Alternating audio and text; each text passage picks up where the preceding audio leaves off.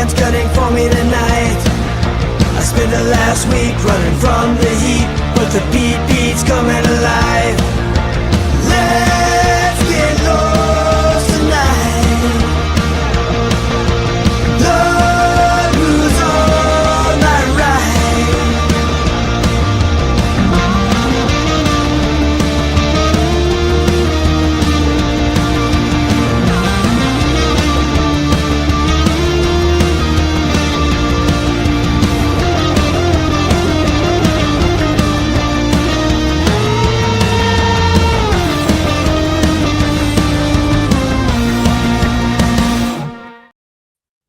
Hello, wackos. Welcome to Without a Country. I am Corinne Fisher, and this is Without a Country. We go and look at the most pressing stories from America, from abroad, from domestic violence, from animal welfare every single week from the perspective of the extreme left and the extreme right, and we find some sense in the middle.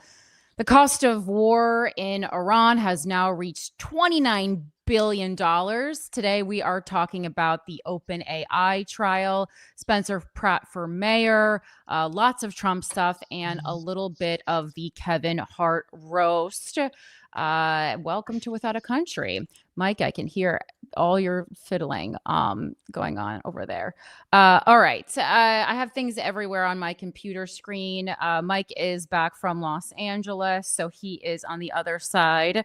We'll hear from him in a bit. A lot of people were talking online over the past couple days about the Kevin Hart roast that happened on Sunday. I really do not want to spend too much time talking about it. I think having long dissertations about multimillionaires roasting each other in a gala space is kind of why the left is in the situation we're in right now. I feel like it's a very online conversation. I don't think that families of four in suburbia were deeply affected or affected in any way, quite frankly, by the roast of Kevin Hart. If you were, had my algorithm and were online the past 24 hours the way I am, you would think that this is a new amendment to the Constitution, the jokes that happened there. I'm going to go over it briefly just because I feel like as a stand-up comedian, it is actually something that I am more than qualified to talk about. I talked about it a bit on my Instagram stories. A lot of them have already expired and I won't be reposting them, but I think a couple are still up here. Basically people, including some comedians or many comedians actually, were really upset about the jokes that happened at the Kevin Hart roast. I think a lot of people also kind of were feeling O.J. Simpson vibes about Kevin Hart. And when I say that, I don't mean they think that Kevin Hart killed his wife and her friend. I mean that I think they were feeling that Kevin Hart, the way he did the roast, the people he chose to be on the dais, the people that wrote for the show, I think that they felt he was being a bit of a betrayal to Black people in general and Black people in entertainment. I actually thought that, I don't know Kevin Hart personally. I thought that, his selection of the dais, including like Naeem being his longtime friend, but not someone who's really very famous on there, including Ron Taylor, even though I don't think his part, I watched the whole thing. So I saw him on the dais. And I'm guessing the roast was over 3 hours in person and that part just got cut. But including Ron Taylor, who just won Funny AF on the dais, I thought, those kinds of things to me signaled that Kevin Hart is actually a super loyal person. And, even Big J. Okerson being on there. Again, this is like very comedy inside baseball, but Big J. Okerson and Kevin Hart used to be best friends. Big J. Okerson is famous in his own right, but, nowhere even near famous as Kevin Hart. But the fact that he included him on the dais, I thought was pretty cool because there are certainly many people who skyrocket and, never give a nod to the people who were with them when they were nobodies. So those to me are all, again, as someone who doesn't know Kevin Hart personally, but knows some of the players personally, I thought that was like to me, actually signaling that he is a loyal person. Obviously, when you are part of a minority group, and you're famous, you are unfortunately expected to, in everything that you do, represent represents basically everything but being a white man. So if you're a Black comic, if you're a Latino comic, if you're an Asian comic, if you're a female comic, if you're a trans comic, if you're a disabled comic, whether or not you decide to be an advocate for that community, the community does expect you to be an advocate for the community. And I understand because, as members of minority groups in comedy, we all get less opportunities. And so, our groups want to be represented well. I would argue that putting that kind of pressure on someone, first of all, it has to be their own decision whether or not they want to be an advocate for their community. We hope that they will, but that's not always the case. Just because you're a woman doesn't even mean you like women. Just because you're a Black person doesn't mean that you even care about civil rights or the progression of Black people in general. Same goes for any other minority group, right? And I also think that you can just be an advocate of other things besides your group. Like, I think Kevin Hart is a real big advocate of comedians in general and young comedians, which we did see. There was plenty of opportunities for other comedians to put together a show where they showcase young comedians, like America's Got Talent style. No one fucking did it. Okay. You could argue that Kill Tony does that, but that's a whole different thing. I would argue that's more of a showcase for Tony, but anyway, we're not going to talk about him ad nauseum because I'm just so sick of reading his name, honestly. So I don't know, that's my thoughts on it. I didn't want to make a main post about it because Kevin Hart is a Black man, and I was letting Black comics speak on that because I feel like that was the issue. The issue was too many people, the overwhelming amount of racist jokes in the roast. The only thing I'll say is, as a comedian, I didn't think that anything in the roast went beyond what a roast is. A roast is racist, a roast is misogynistic, a roast is ableist and transphobic. It's all these worse things. It's making, calling people gay constantly, homophobic jokes. It is a roast is at its core supposed to be vile. The only problem with this particular roast was that, and I said this online, I feel like everyone on the dais truly did love Kevin Hart because that's the Friars Club rule. So the Friars Club is the origin of roasting in comedy history. And Friars Club rule is you only roast the ones you love. We only roast the ones we love. And definitely people on the dais hated each other. It was quite clear to me Chelsea Handler hated, Tony Hinchcliffe. And, as a super left-leaning, and I wouldn't even call her super left-leaning, as just a classic left-leaning person. I'm just a female in comedy. I'm sure it's difficult for her to be in these spaces, but she genuinely seems to love Kevin. And, even though Chelsea is super famous, a roast on Netflix is a good opportunity, and a good opportunity to showcase a different skill set and be in front of an audience that, normally probably wouldn't buy tickets to a Chelsea Handler show. And even though she's already famous, you do have to continuously keep putting in the work to keep yourself in the spotlight. It's not unlimited spotlight for everyone, especially in this day and age when so many new stars are, created every day because of the way we're living in Andy Warhol's 15 minutes of fame. And so, my thoughts on the jokes in general was that I laughed out loud a lot. I actually thought it was a pretty good roast. I do think that actors should absolutely be banned from roasting.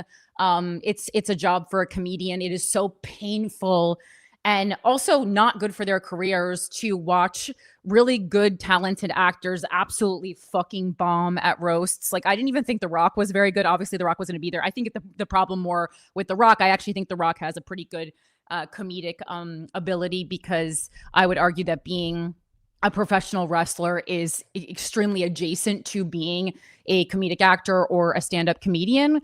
But I think he was drunk by the time he went on, because it was just so late into the show. So, probably if I'm not famous, I'm going to ask my team to make sure that I'm not making public appearances drunk.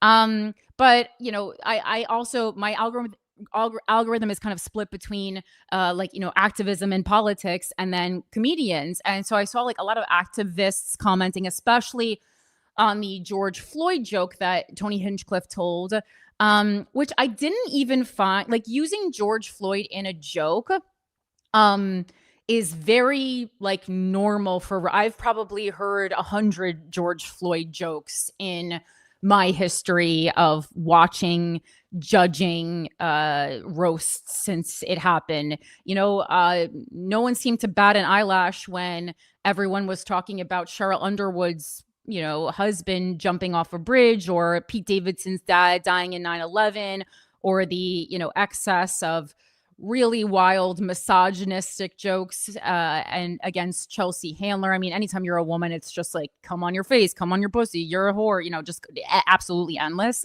And so I think that, like, if we're pro roast, we got to be pro roast. We can't be selective roast. And when our minority group is under fire, we all of a sudden, clutch our pearls around it. Also at the end of the day, it's like, the jokes are about the other people on the dais, even though things that have happened in the news and in history are invoked. The jokes are targeted not towards those minority groups, but they're targeted towards these individuals who have all made a decision to be part of this roast. And again, they're pros and they know what comes in roast territory. And, the thing that you don't know about roasts most likely is that as a celebrity or anyone on the dais, like, you are allowed to submit ahead of time. This is something that I don't want joked about. Usually, like, historically, the thing, like, if someone's had a child die, that's the one thing that they say is off the table. Other than that, usually absolutely anything you can go for. And if you don't like those type of jokes, I just kindly invite you not to watch roasts. And again, I think we really need to get off the internet, because to me, the fact that we've even spent this long talking about it is it's the misstep of, it's the constant misstep of the left. Number one, because it stops us about talking from actually important issues. I have an entire docket prepared for you guys of actually important issues that will affect the way you live. The roast of Kevin Hart will not affect the way you live. And unfortunately, I know you could argue that it brings, brings like racism, misogyny, these kinds of ideas to the forefront, and kind of gives the okay for people to talk about them. But comedians have always been talking about these things.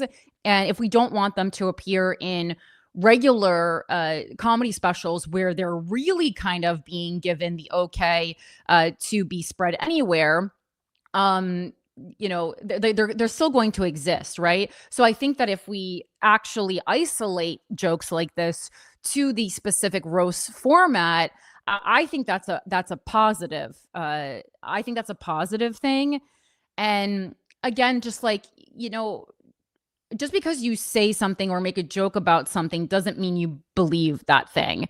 And I think the real problem here, and people finally started calling it out, but I think a lot of people, especially comics, were too big pussies to call him just out by name. And they were making little, edits of, Shane Gillis saying something and Pete Davidson something, and then Tony Hinchcliffe saying a bunch of things. I think the reality of the situation is that Tony Hinchcliffe blurred the line between things being jokes and things being his actual ideals when he performed whatever. I mean, it was supposed to be stand-up comedy, I think, but he bombed and it was, bad when he did what he did at the Trump rally. That is the problem.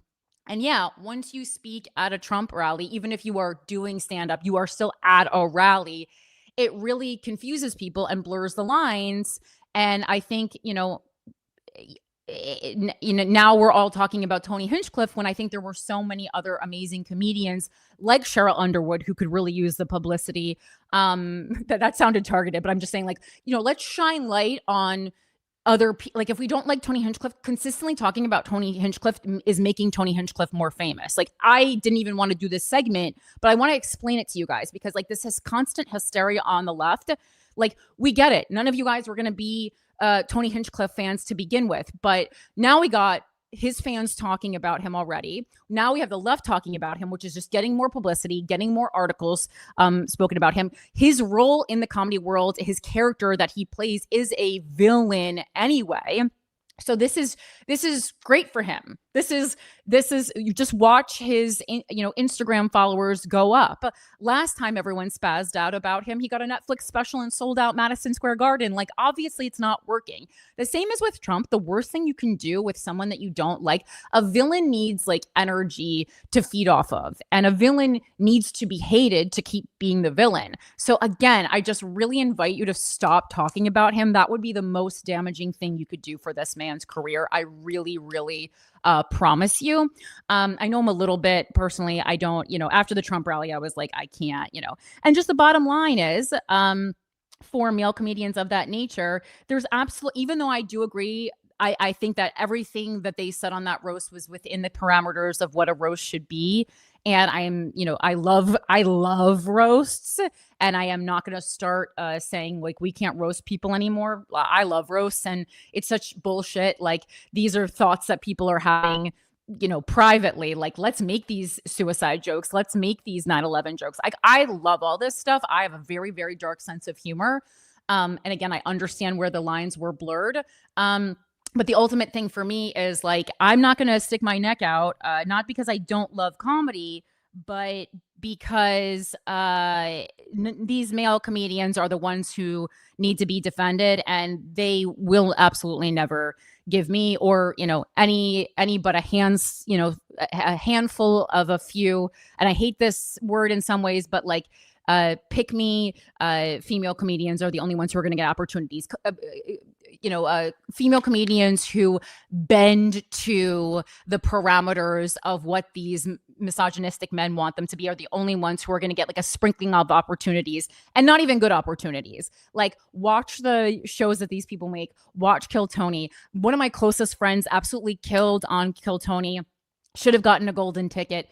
Not only did she not get a golden ticket, she's been like ostracized from that group. So it's just like, female comedians need to learn that we don't need to be sticking our neck out for male comedians. And that doesn't mean that we are not like defending comedy or are not on the side of comedy, but they're never going to do absolutely anything for us.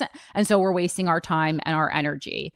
And the best thing that you can do, if you were angered by this, is not to make a video hysterical about how Tony Hinchcliffe, is the worst part of America, because there's certainly other people who are actually doing really bad things and not just chatting on the internet, Nick Fuentes style.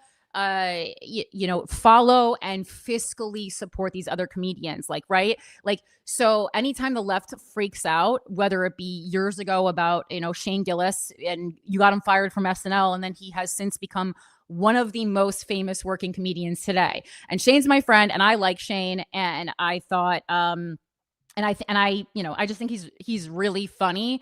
And I thought that SNL was the wrong move for him anyway. Like, SNL is way too like traditional, like liberal space for Shane, and he is now selling out arenas. Like, and him getting fired from SNL, number one, introduced so many more people to who he was, introduced so many more people to his comedy, and because of the implied censorship of his firing, it just made his fans go that much harder for him. And the same is true for Tony Hinchcliffe. So the best thing that you can do, if you care so much about comedy, well, then I hope that you are buying tickets for and sharing reels of and following on Instagram and attending shows of comedians who you feel like are the antithesis of this. Because, it's like, being a comedian on the left, I am held to such impossible standards, and it shrinks people on the left. And then people on the right can just do whatever the fuck they want. And anytime they get canceled, they in fact become more famous. So please stop doing that. Also, the rise of comedians like Tony Hinchcliffe is a direct result of this kind of cancel culture online, canceling people for saying specific things. Like, that's what it was. They went to YouTube, they amassed even more followers there, and then ultimately Netflix was like, well, we can keep showcasing, these like alt Brooklyn comics that aren't getting any views on their specials, or we can look at what's doing incredible numbers on YouTube and not care about leftist morals and give these people a comedy special. And that's exactly what they did. And I actually spent some time, doing research into what Netflix, spends its money on as a company, as far as, it created it can't directly as a corporation contribute to different political candidates, but it created I think it created a PAC or something. Here, let me see. I did research on it because I wanted to see. I was like, where does Netflix's, kind of political allegiances lie in general? And the last candidate that they actually their PAC contributed to was Gavin Newsom, I believe, in 2018, and a bunch of other left-leaning things. So like, even a corporation that is making left-leaning contributions ultimately only cares about its bottom line. And these leftist comedians who are, making speeches at the end of their stand-up specials where they're like, love is love, and no homophobia, no transphobia, no misogyny, like whatever, all that kind of stuff, like, is all great. But number one, it's not comedy. And and you can make those points through jokes very easily. Like, I have jokes that tackle that subject matter, but you have to make a joke about it to tackle the subject matter. You can't just go on a diatribe at the end of your comedy special and then get clapped. Like, just because you have a microphone doesn't mean that we want to hear your TED Talk. Like, you're a comedian, we want to hear you express those ideas, but comedically. Like, obviously comedians have historically been extremely political people, but it needs to be tackled in a comedic manner. And if we have these constant restraints around what we can and cannot say, we are not able to do our job to the best of our ability. And then, people on the left do end up going on these and getting clapped. But I also think there is a sense of responsibility as a comedian. So like, anytime I get clapped, I go, that joke has to be rewritten to be darker because it's too claptery right now. But on the flip side, anytime I tell a joke about a specific issue, whether it be, a trans issue or something like that, and I can tell, and you can tell this on stage, that people are laughing for the wrong reason, I also then take it back and rework it, right?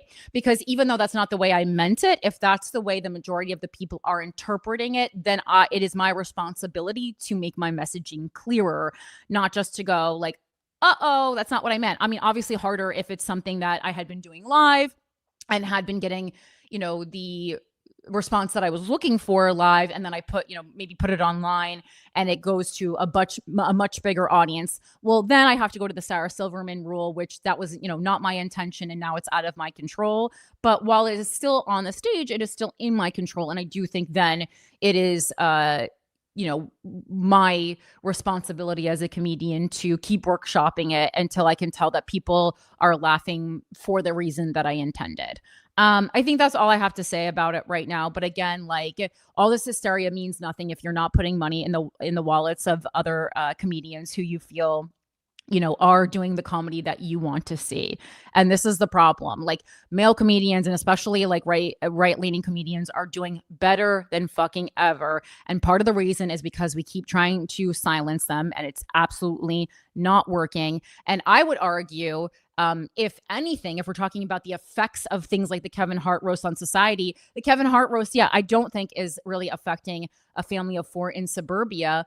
But the left's attempt to silence people, that is affecting the political climate. And it's why Kamala Harris isn't president right now, because we can't stop talking about fucking nonsense. We can't stop talking about the shoes the green M&M is wearing. We need to be talking about how to get people groceries they can afford, how to get them health care, how to take care of children and moms so that they want to reproduce. These are the kinds of things that we need to be talking about. And not spending hours and hours online with, privileged people who sleep until 12, me being one of them, doing dissertations about completely online problems. Again, like, it was a room full of rich people. They made the decision to laugh at each other. It was, very much giving White House correspondents dinner. And like, that's what it is. Also, if you don't like that, stop supporting celebrity culture. that is like, celebrities don't exist if we don't keep supporting them, right? I happen to like celebrities. Like, yes, is there like an X factor to who they are and what they do with their power? For sure. And like, part of the reason I want to be famous is so that I can get a lot of money and like build schools and do cool stuff like that. That's what I want to do. That is my ultimate dream. But everyone who gets famous can really do whatever the fuck they want with their money. And you can keep saying that they're unethical, but they can keep going la la la la and do whatever they want with their money. So again, like, maybe just stop telling everyone else what to do and how they should live and how they should navigate their own career, and work on, like, do things that actually matter. I think because we, historically online have had a bit of a, in recent years, like, good success rate with getting people fired from their jobs. This feels like something we all rally behind, because, we can't stop Donald Trump from going to war with Iran, but we can maybe make sure that, Kevin Hart doesn't get as much, as many millions of dollars for his next Netflix special. So I think maybe like some of it is like, we want to tackle things that we actually think we can have an effect on. But I really advise you to steer away from that mentality and really try to do things that matter to everyday people. Like, that's what the left should be doing. And right now we're still acting like diet Republicans or something. And it's just not the way. and just, like, as far as whose life you're making harder, you're making my life personally harder by doing this. Cause you don't have to deal with the people on the fucking dais and the tone that they set for comedy. I fucking do. Me personally, Corinne Fisher. So please stop doing it, because you're personally giving me a fucking headache. Thank you. All right, let's move on to, all right. Someone says, I avoided watching it entirely because it didn't have enough people that were close to Kevin. This roast was stacked like the Comedy Central roasts before they became trite. And again, like, that's what a lot of people were arguing. Like, Kevin Hart is the one who decided everyone is on the dais. Again, I'd have to ask people who were involved, and I do know them, but I didn't have time to reach out. I'd have to ask people who were involved, but I can pretty much guarantee that some of the people on the dais were certainly suggested by Netflix, right? Because at the end of the day, like, yes, Kevin Hart is big, but Netflix is bigger than Kevin Hart. And so while Kevin probably had could have like vetoed certain people, I'm guessing Netflix has its darlings. And right now, like, Tony Hinchcliffe is only not, like, he's not just not an enemy. He is a darling of Netflix. Like, I don't know so if you guys really want to affect like him again, like, you'd have to go directly to Netflix. Like, this is Netflix sees what's happening, and they're giving those people specials. They tried a couple years ago giving these lefty comic specials, and they were all fucking garbage. Okay. They were fucking garbage. And, and then they were like, what do people actually like? Maybe we should try to monetize that. And that's what they did. And, again, no, do I think that Kevin Hart reached out to Tony Hinchcliffe directly? No, I don't think so. I think that was probably a Netflix suggestion. But yeah, and he's like known for being good at roast. And I thought like his actual delivery was quite good. Roast comedians is a specific type of comedian. And I think he's much better at roasting than he is at stand up. I get more than enough about that, but it was just like, I was inundated with it for the past 48 hours. And it was just such a waste of time and energy. What's not a waste of time and energy is the enemy of the state this week, who is Ohio Representative Max Miller. And this is filed under DV as well, because, we love, I don't know, love is the right word, but we certainly do talk a lot about domestic violence on this program.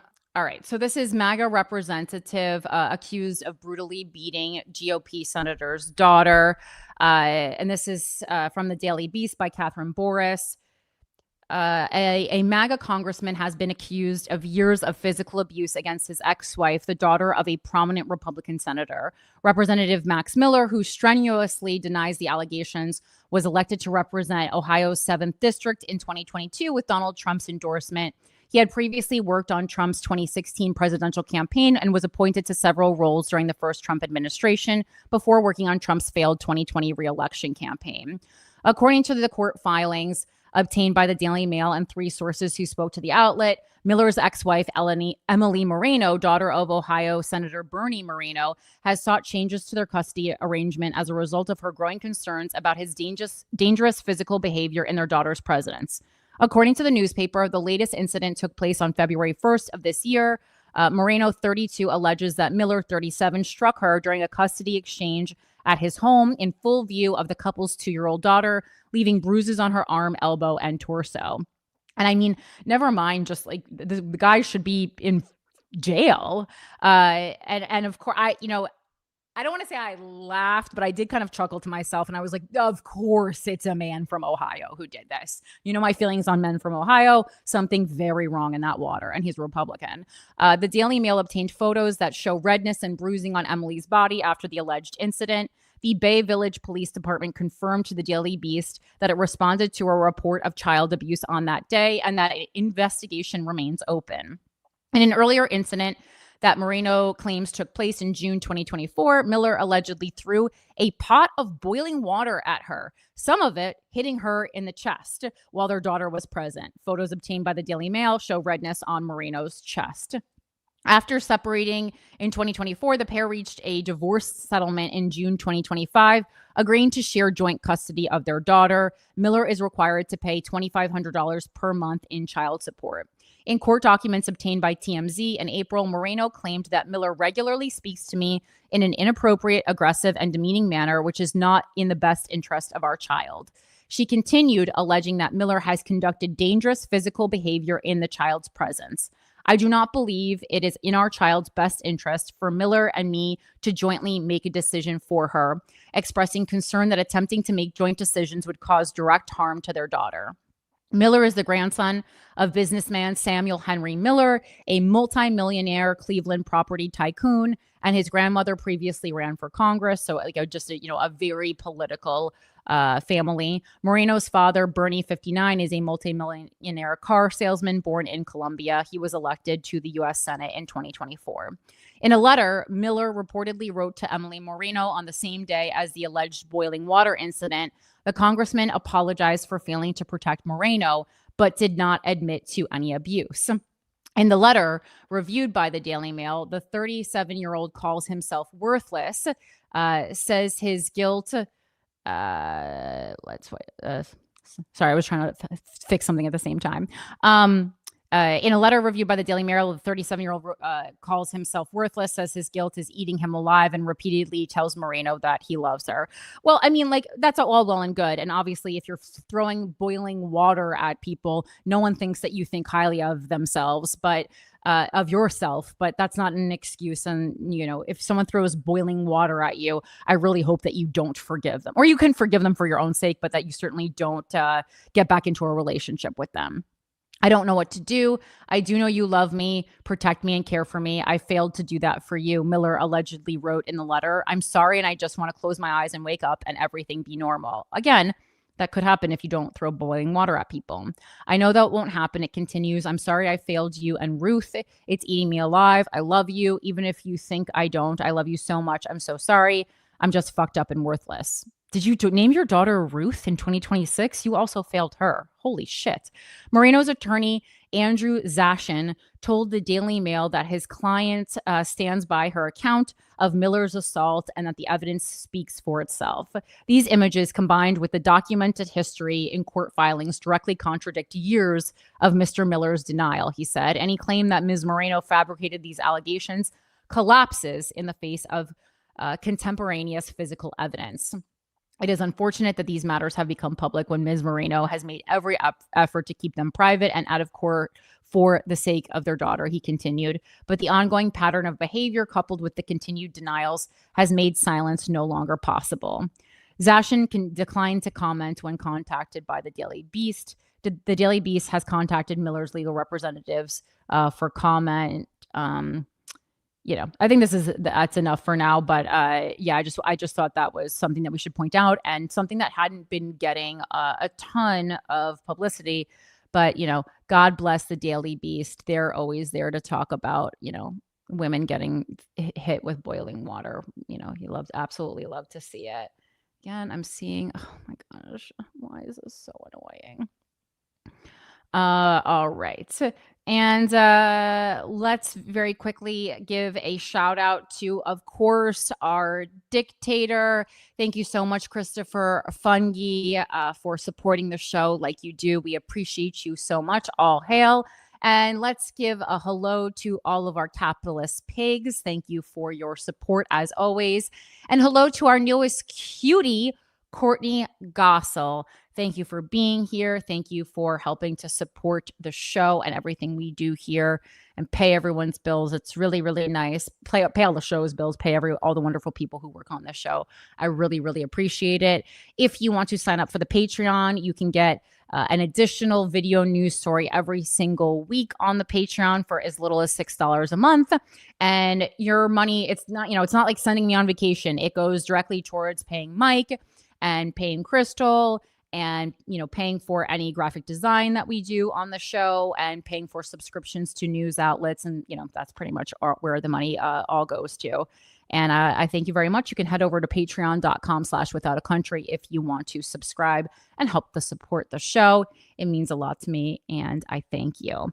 Let's go into the Wacko mailbag real quick. I have an email from Wacko Sarah. It says over in New Zealand, it says, Kia ora, Corinne, big fan from New Zealand here.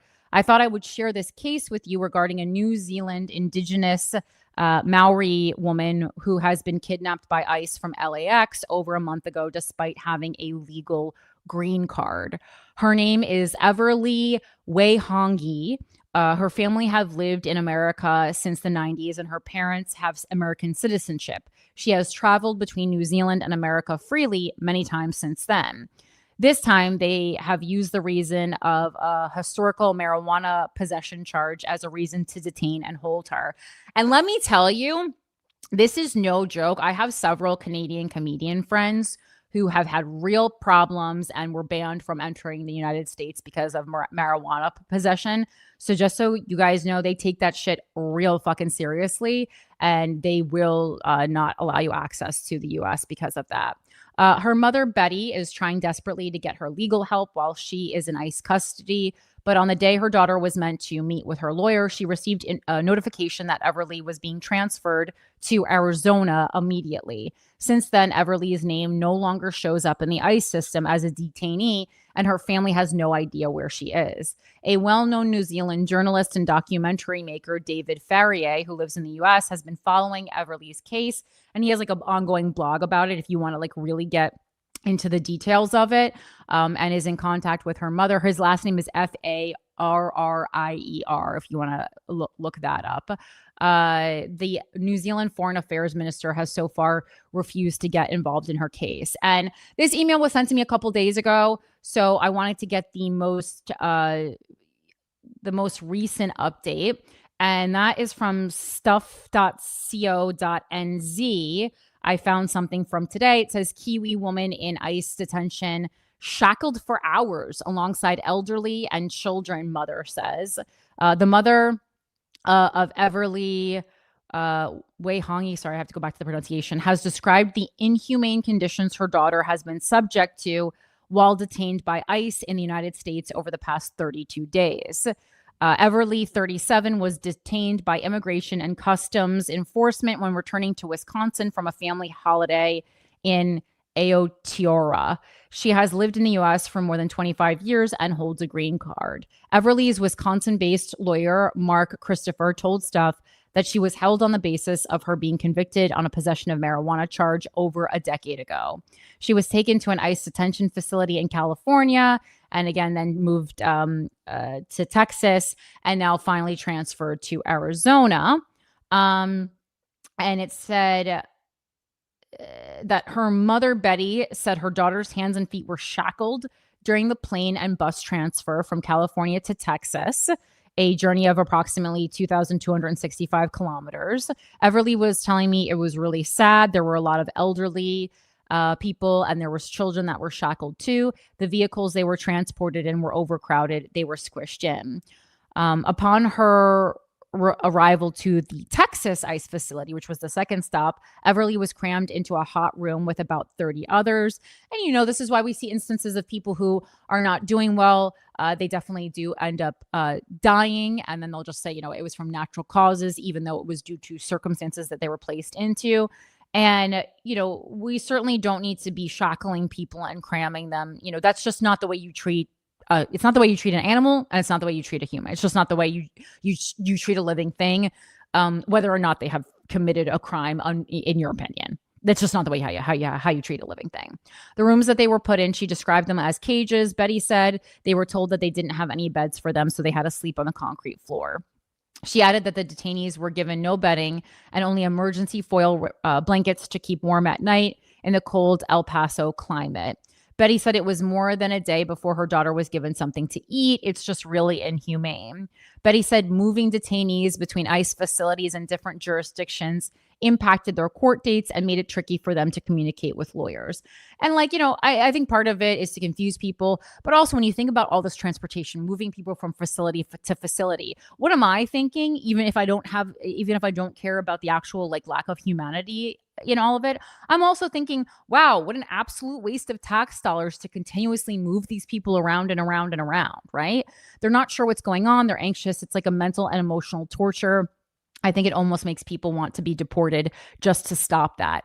And I think that is definitely, it's like, you know what? Oh, you want to stay in America? We're going to make you not want to stay in America. ICE's ultimate goal is for you to be deported. They really promote it at the facilities. Christopher, Everlee's lawyer, told Stuff that they were trying to vacate the marijuana charge from 2014, but a new court date would need to be organized in Arizona, and there was no timeline for that. Even if they do win the case, the U.S. government still has the right to appeal, dragging out the process. It's possible that she could remain there for the next 18 months or longer. What a absolute waste. What mental and physical torture. This is absolutely just insane.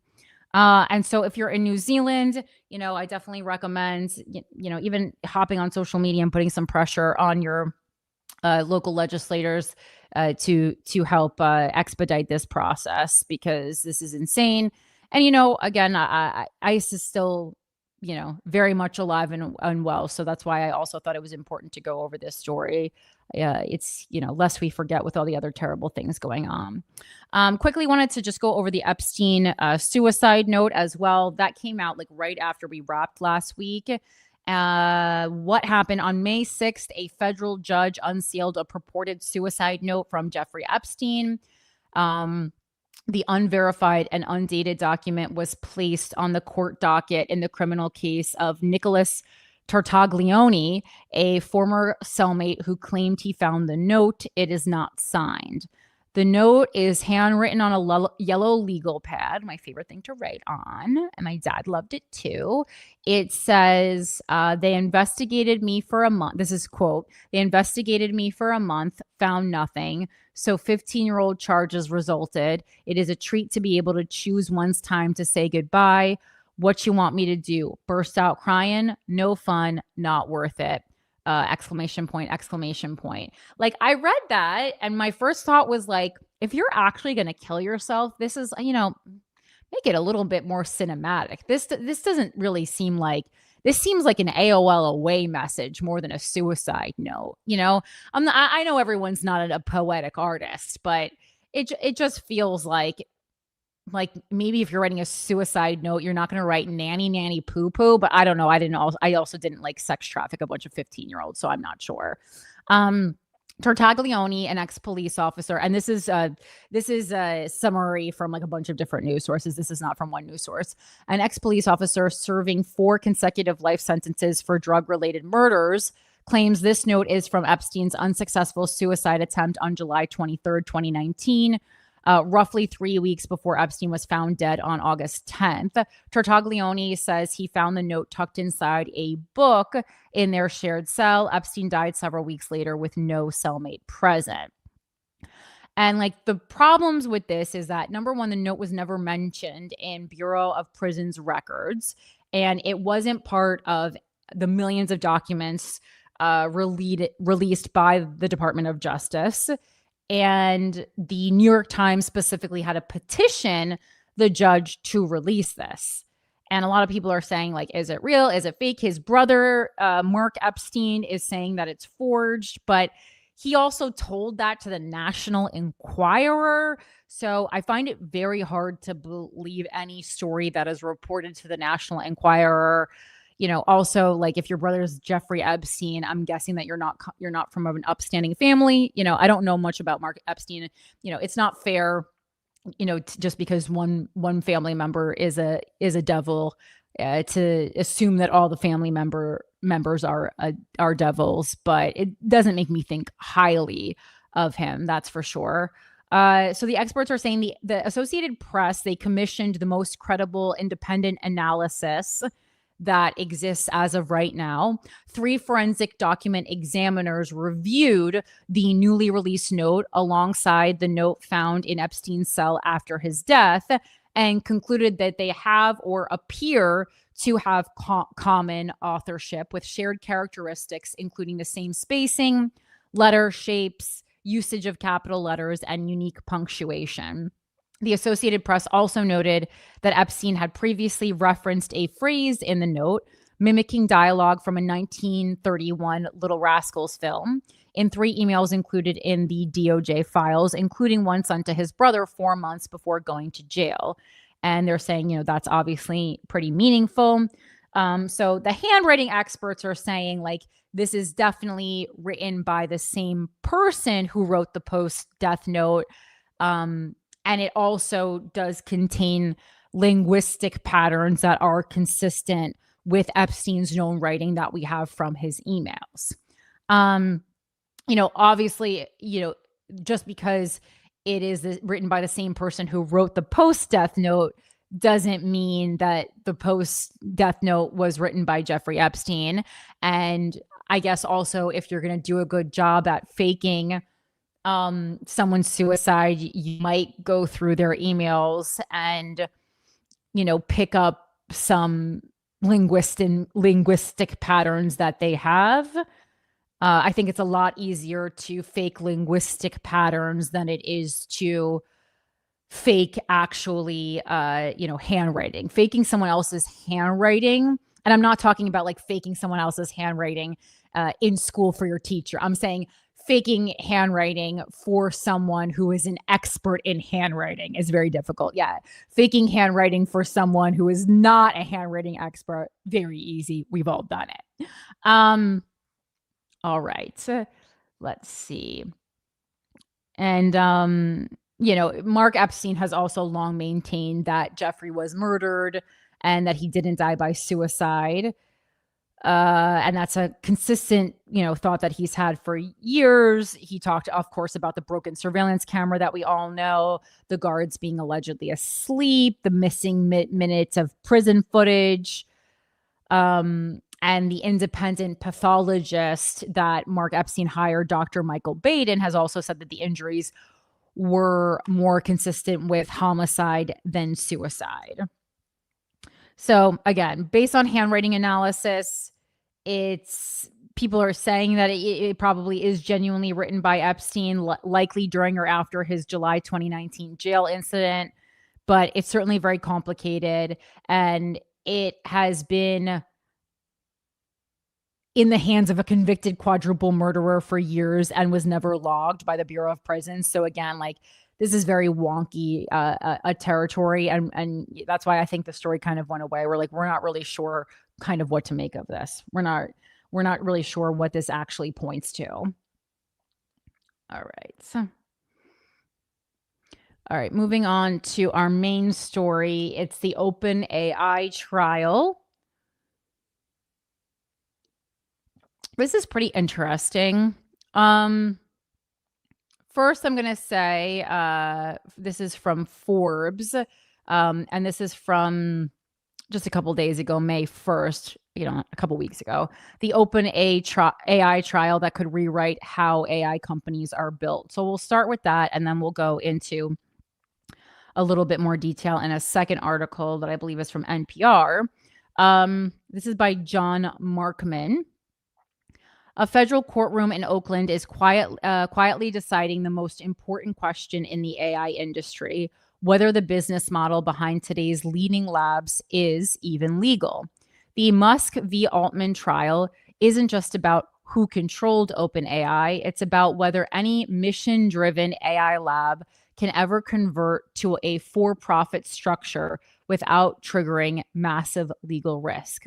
For the past 3 years, Elon Musk and Sam Altman have been seated about 20 feet apart, watching each other from opposite sides of an aisle, while a 9-person jury hears arguments about whether OpenAI, the company that built ChatGPT, was illegally taken from a charity and turned into a for-profit empire. And I think this is interesting because you guys all seem very interested in discussing AI, as am I, right? I think it's really like the conversation of the times. But this trial is kind of about exactly what we've been talking about. Like, AI, if used for good, could be incredibly powerful. And, there are obviously a slew of environmental problems, which, some proponents of AI claim that with using AI, you could then make up for those environmental problems, solving them through AI, basically. But it's like, now the hands that it has fallen into, I think we can all agree, pretty bad. The headlines have focused on the personalities: Musk calling himself a fool on the stand, Altman watching him passively, lawyers shouting over each other, the judge cutting in to keep order. But beneath the courtroom drama, something more important is being decided. The verdict in Oakland will set legal precedent for an industry that did not exist when the relevant laws were written. That precedent will shape how every AI lab can be capitalized in the decade ahead. And obviously, a lot less pressing, but this actually reminds me of, different legal battles that I had to engage in when it came to podcasting and even like writing out contracts. When a piece of technology is new, whether it's something as, podcasting is very powerful, but it's also, I don't know. I was going to say it's not going to take down the world, but it did, podcasting, certainly in the hands of wrong people, has decided election or influenced at least political decisions. So maybe I shouldn't sell myself short. That being said, like it does remind me a lot of that. It's like, a lot of times the technology comes so much faster than the legislation, and the legislation then has to catch up, because anytime new technology is introduced, like people will immediately start doing both good stuff and bad stuff with it. And AI is no different. Here is what the trial is actually deciding and why it matters more than the news coverage has explained. How the trial is structured. So the case is Elon Musk versus Sam Altman, filed in August 2024 in U.S. District Court for the Northern District of California. The defendants are OpenAI, Sam Altman, OpenAI President Greg Brockman, and Microsoft. Musk originally filed 26 separate claims through a year of pre-trial proceedings. That number narrowed to 2 surviving legal questions. 1, breach of charitable trust. Did the roughly $38 million Musk donated to OpenAI between 2015 and 2018 create a legal trust that required the company to remain a nonprofit forever? And 2, unjust enrichment. Did Altman and Brockman use those donations for purposes that did not align with the original charitable mission, and did they personally benefit from doing so? Judge Yvonne Gonzalez Rogers split the trial into 2 phases. The current phase is liability. If the jury finds against any defendant, the trial moves to a remedies phase, which determines damages. Musk's lawyers filed in January that he should receive up to $134 billion in wrongful gains, a number large enough to put OpenAI's pending IPO at existential risk if the jury rules against the company. What the first 3 days established: strip away the back and forth, and 3 things became clear from this week's testimony. First, both sides agree the for-profit transition happened. So it occurred. What is in dispute is whether or not it was lawful.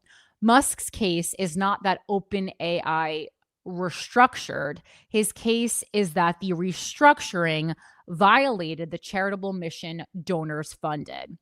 So it's like we said, this is what we were funding. And it turns out, it is a gotcha moment. And we're actually funding something way different. We donated under false pretenses, basically. Second, the timing of Musk's lawsuit is OpenAI's strongest defense.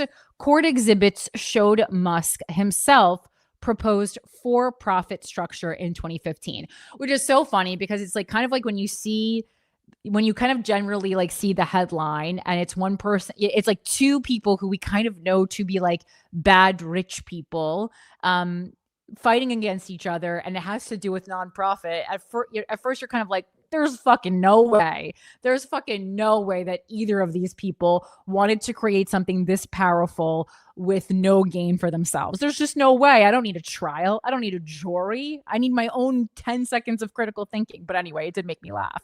So again, court exhibits showed Musk himself proposed for-profit structures in 2015, directed advisors to register a for-profit entity in 2017, and publicly stated in a 2020 X post that OpenAI is essentially captured by Microsoft.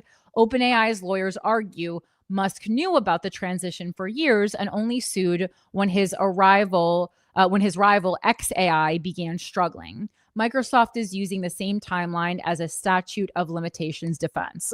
Third, the financial number Musk built his case around was specific. He testified that his $38 million in donations was used to create what he claimed was an $800 billion for-profit company. That ratio, donor capital to current valuation, is the framing the jury will carry into deliberations. It is also the kind of disparity that creates real legal risk for any nonprofit that converts, what the jury is actually deciding. So the jury is being asked 3 specific questions, each with consequences far beyond OpenAI. Number 1, did Musk's donations create a charitable trust that legally bound OpenAI to remain a nonprofit? If yes, every donation to a mission-driven AI lab can potentially be reframed as a legally enforceable trust. That dramatically alters how those organizations can ever restructure. 2, did Altman and Brockman personally benefit in a way that constitutes unjust enrichment? This is the question that determines remedies. If yes, the court can claw back equity, force divestiture, or impose damages. And 3, did Microsoft substantially assist a breach of the charitable mission? This question has the broadest implications because it sets a new standard for how strategic investors interact with mission-driven companies.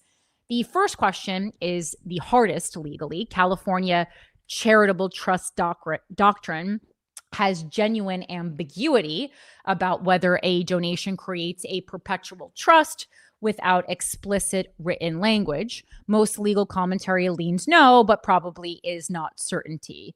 The second is more about facts than law. Compensation packages and equity stakes will be examined. The third is the one investors should watch most closely. Why the Microsoft question is the real industry test. Microsoft is not a peripheral defendant. The company has invested more than $13 billion in OpenAI since 2019 and is named on a charge of aiding and abetting a breach of charitable trust. Microsoft's defense rests on 3 arguments: that Musk's lawsuit exceeds the statute of limitations, that Microsoft had no knowledge of any breach, and that Musk had Satya Nadella's personal phone number for 5 years and never raised the concern. If Microsoft loses, the financial exposure could be in the tens of billions, depending on how the remedies phase calculates damages. The legal precedent matters even more. Every future strategic investment in a mission-driven AI lab would carry new legal risk. The standard of care required for an investor evaluating a partner's governance status would shift overnight. That is why this trial matters to the AI industry, even for readers who have no opinion on Musk or Altman personally. what this means for every other AI lab. So the Musk v. Altman verdict will not stay confined to OpenAI specifically. Several other AI organizations will be closely watching. First, we have Anthropic, that was founded as a public benefit corporation rather than a nonprofit. So its structural question is different, but the deeper precedent matters. If a court rules that early donor or investor intent creates legally binding constraints on future restructuring, similar logic could be applied to the PBC obligations. XAI, ironically, has gone the opposite direction. Musk's own AI company merged with SpaceX earlier this year and is for-profit by design. Lower legal exposure, but his testimony in this trial creates a public record about what an AI company should and should not be.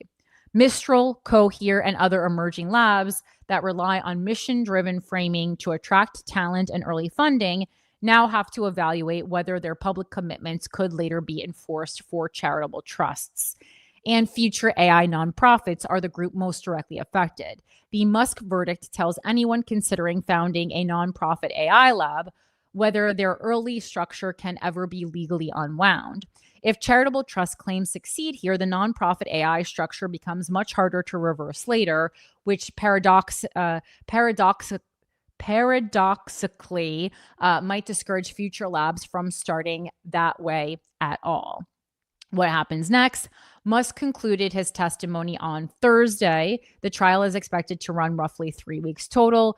Witnesses still to come include Greg Brockman, OpenAI president, Sam Altman, who will face direct questioning about the conversion, Satya Nadella on Microsoft's investment decisions, Stuart Russell, UC Berkeley AI researcher, David Scheiser, Columbia Law professor and tax scholar. The liability phase verdict is expected in mid-May. If the jury finds against any defendant, the remedies phase extends proceedings by another 2 to 3 weeks. The single signal investors should watch for is whether the jury concludes OpenAI's for-profit conversion was lawful.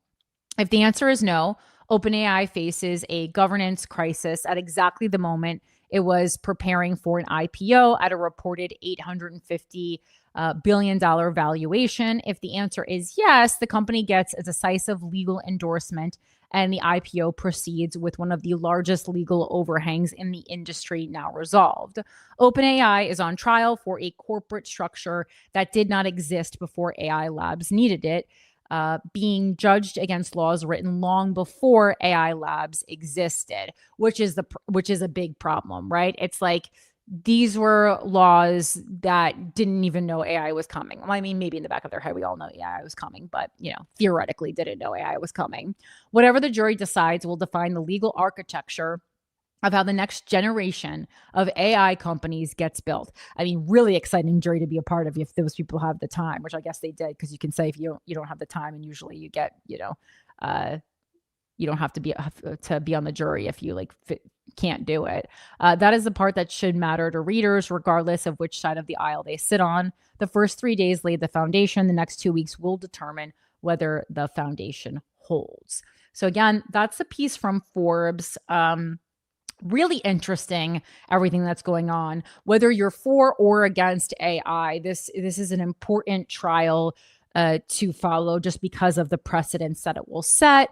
And I just think it's very interesting, that some of these, people were claiming, well, this was supposed to be a nonprofit. And now, as with anything, this has just gone completely in a direction that we didn't intend. I mean, these are the claims. I argue everyone, all parties involved saw a way to make money and make their own lives personally better in the process of all of this. All right, I'm gonna have to plug my computer in a second. So, and this is from NPR. OpenAI's Sam Altman takes the stand to fend off Elon Musk's accusations that he stole a charity. Let's see. I think there was some new stuff in here, although that Forbes article was pretty good. So OpenAI's legal team has argued that Musk is motivated by sour grapes and is out to damage a competitor, which does sound very Elon Musk of him. And on the stand Tuesday, Altman pushed back against the notion that Musk actually cares about OpenAI. Mr. Musk did try to kill it, he said, adding that Musk launched a competitor called XAI, tried to poach its talent, and alleged that he engaged in business interference. The dispute goes back nearly a decade to when the founders of OpenAI, including Musk, decided they needed to create a for-profit entity in order to attract top talent and raise big money to develop competitive AI technology. Musk, who donated $38 million to OpenAI early on, wanted control of the for-profit. The other founders were against it because they're like, we're familiar with your work. On the stand, Altman testified that co-founders felt no single person should control AGI or artificial general intelligence, and that Musk was not a good fit for the company. And, it's interesting because right now I'm reading a lot. I'm still, because I'm reading my 2 books in unison, I'm still reading Stolen Focus.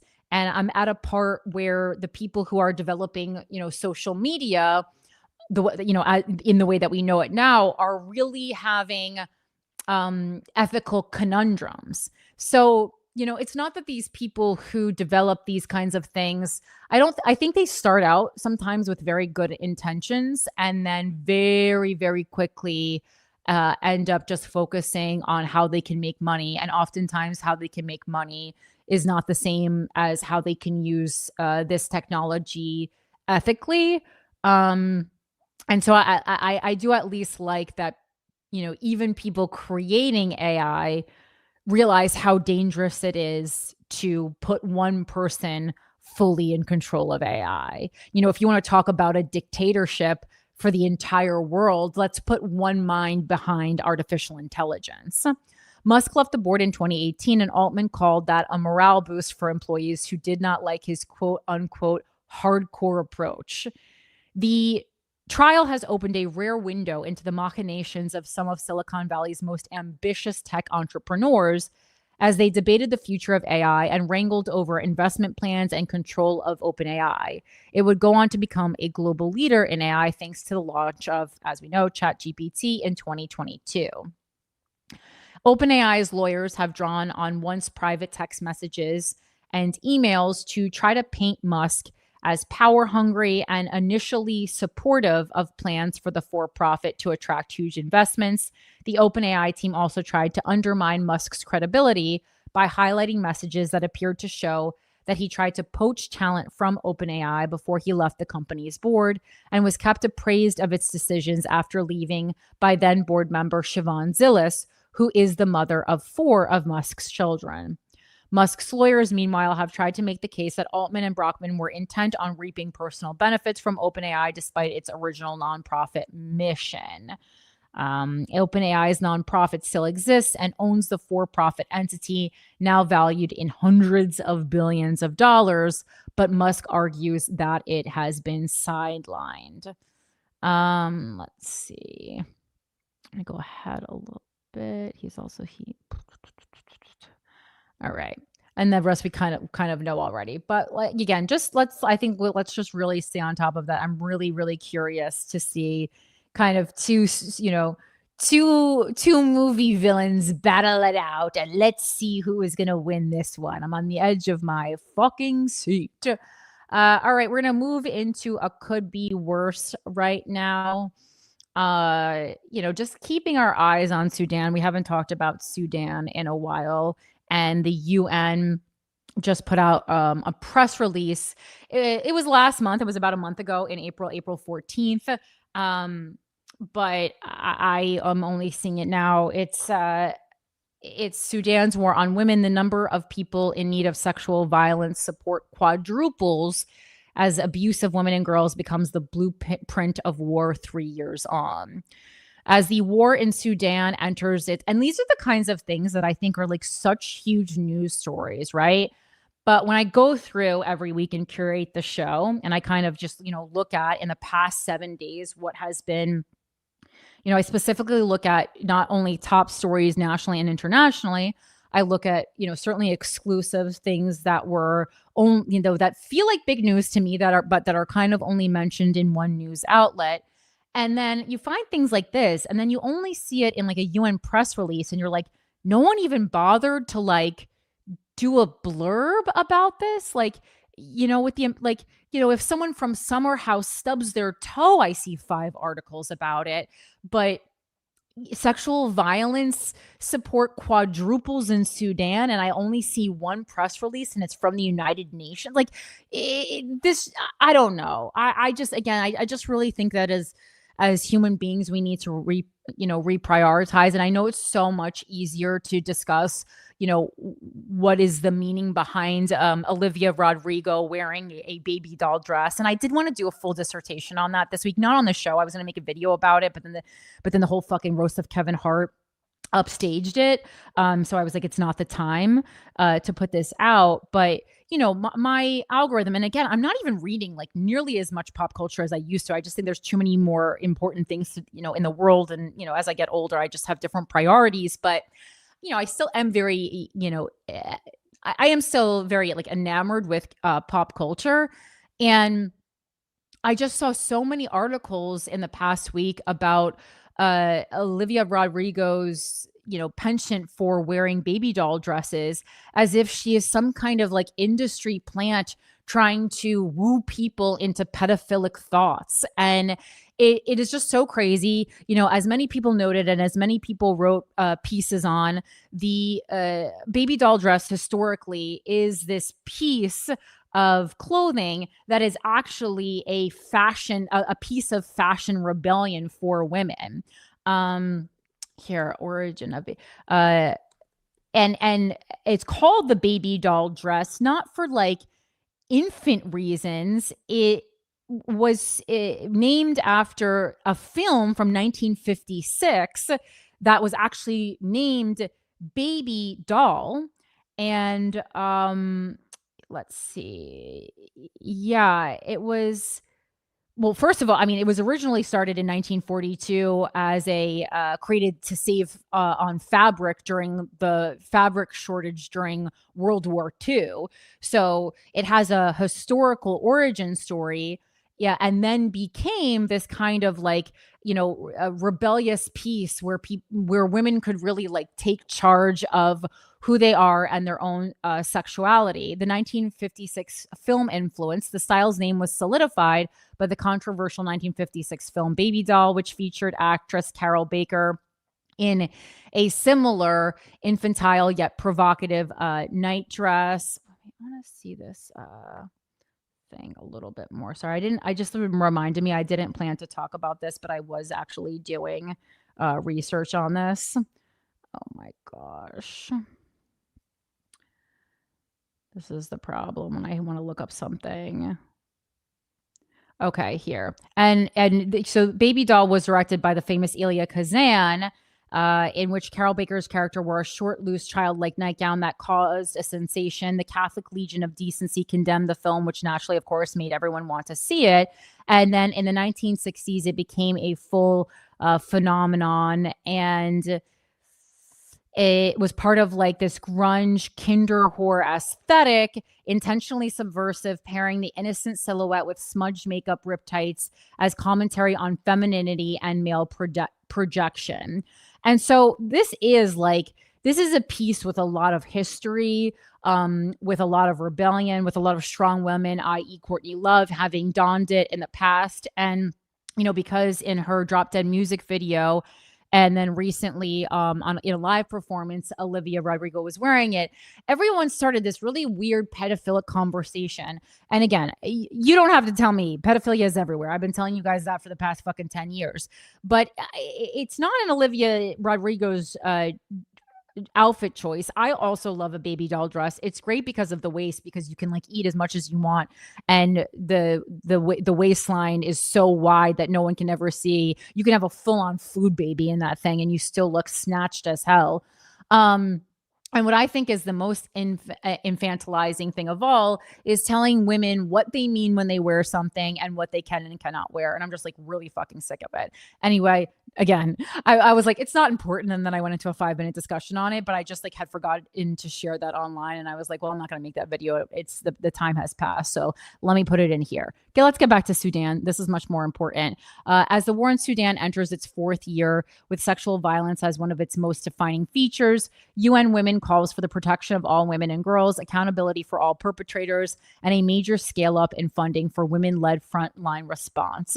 Sexual violence continues to surge across Sudan, with the number of women and girls requiring support after experiencing gender-based violence nearly doubling in 2 years and quadrupling since the start of the war 3 years ago, according to a new gender alert, The Impact of the War in Sudan on Women and Girls, published today, again, April 14th, by UN Women. The analysis draws on evidence from 85 women-led organizations operating across Sudan, including on the front lines of the war in Darfur and Kordofan. 2/3 of women frontline responders reported a significant increase in sexual violence in 2025, and half reported further escalation in 2026, according to new survey data found featured in the alert. Women and girls are being raped and killed in their homes, and as they flee, seek food, water, and medical care. The use of sexual violence has been embedded in the blueprint of Sudan's war, said Anna Mutavati, UN Women Regional Director for East and Southern Africa. More than 4.3 million women and girls are now displaced inside Sudan, whilst 17.1 million require humanitarian assistance in 2026. That is so fucking many, and not to compare, but just to give you perspective. The UN also released recently a report on how many women and girls have been killed in Gaza, and that number is 38,000. Still staggering. Still fucking staggering. But like 17.1 million, like that is so, I don't think like we're even grasping how many people that is. And again, not to take anything away from the women and girls in Gaza. That's fucking atrocious. And these were both reports that I wanted to talk about today, but just stunning. Yet for many, especially in active conflict areas, there is limited or no access to food, shelter, or medical care. More than 2/3 of women working for women-led organizations on the front lines of the humanitarian response witnessed a significant increase in a lack of access to basic essential services in 2025. All violations designed to inflict terror, humiliation, and control over women and girls are compounded by blockades and ongoing instability and are being carried out with widespread impunity.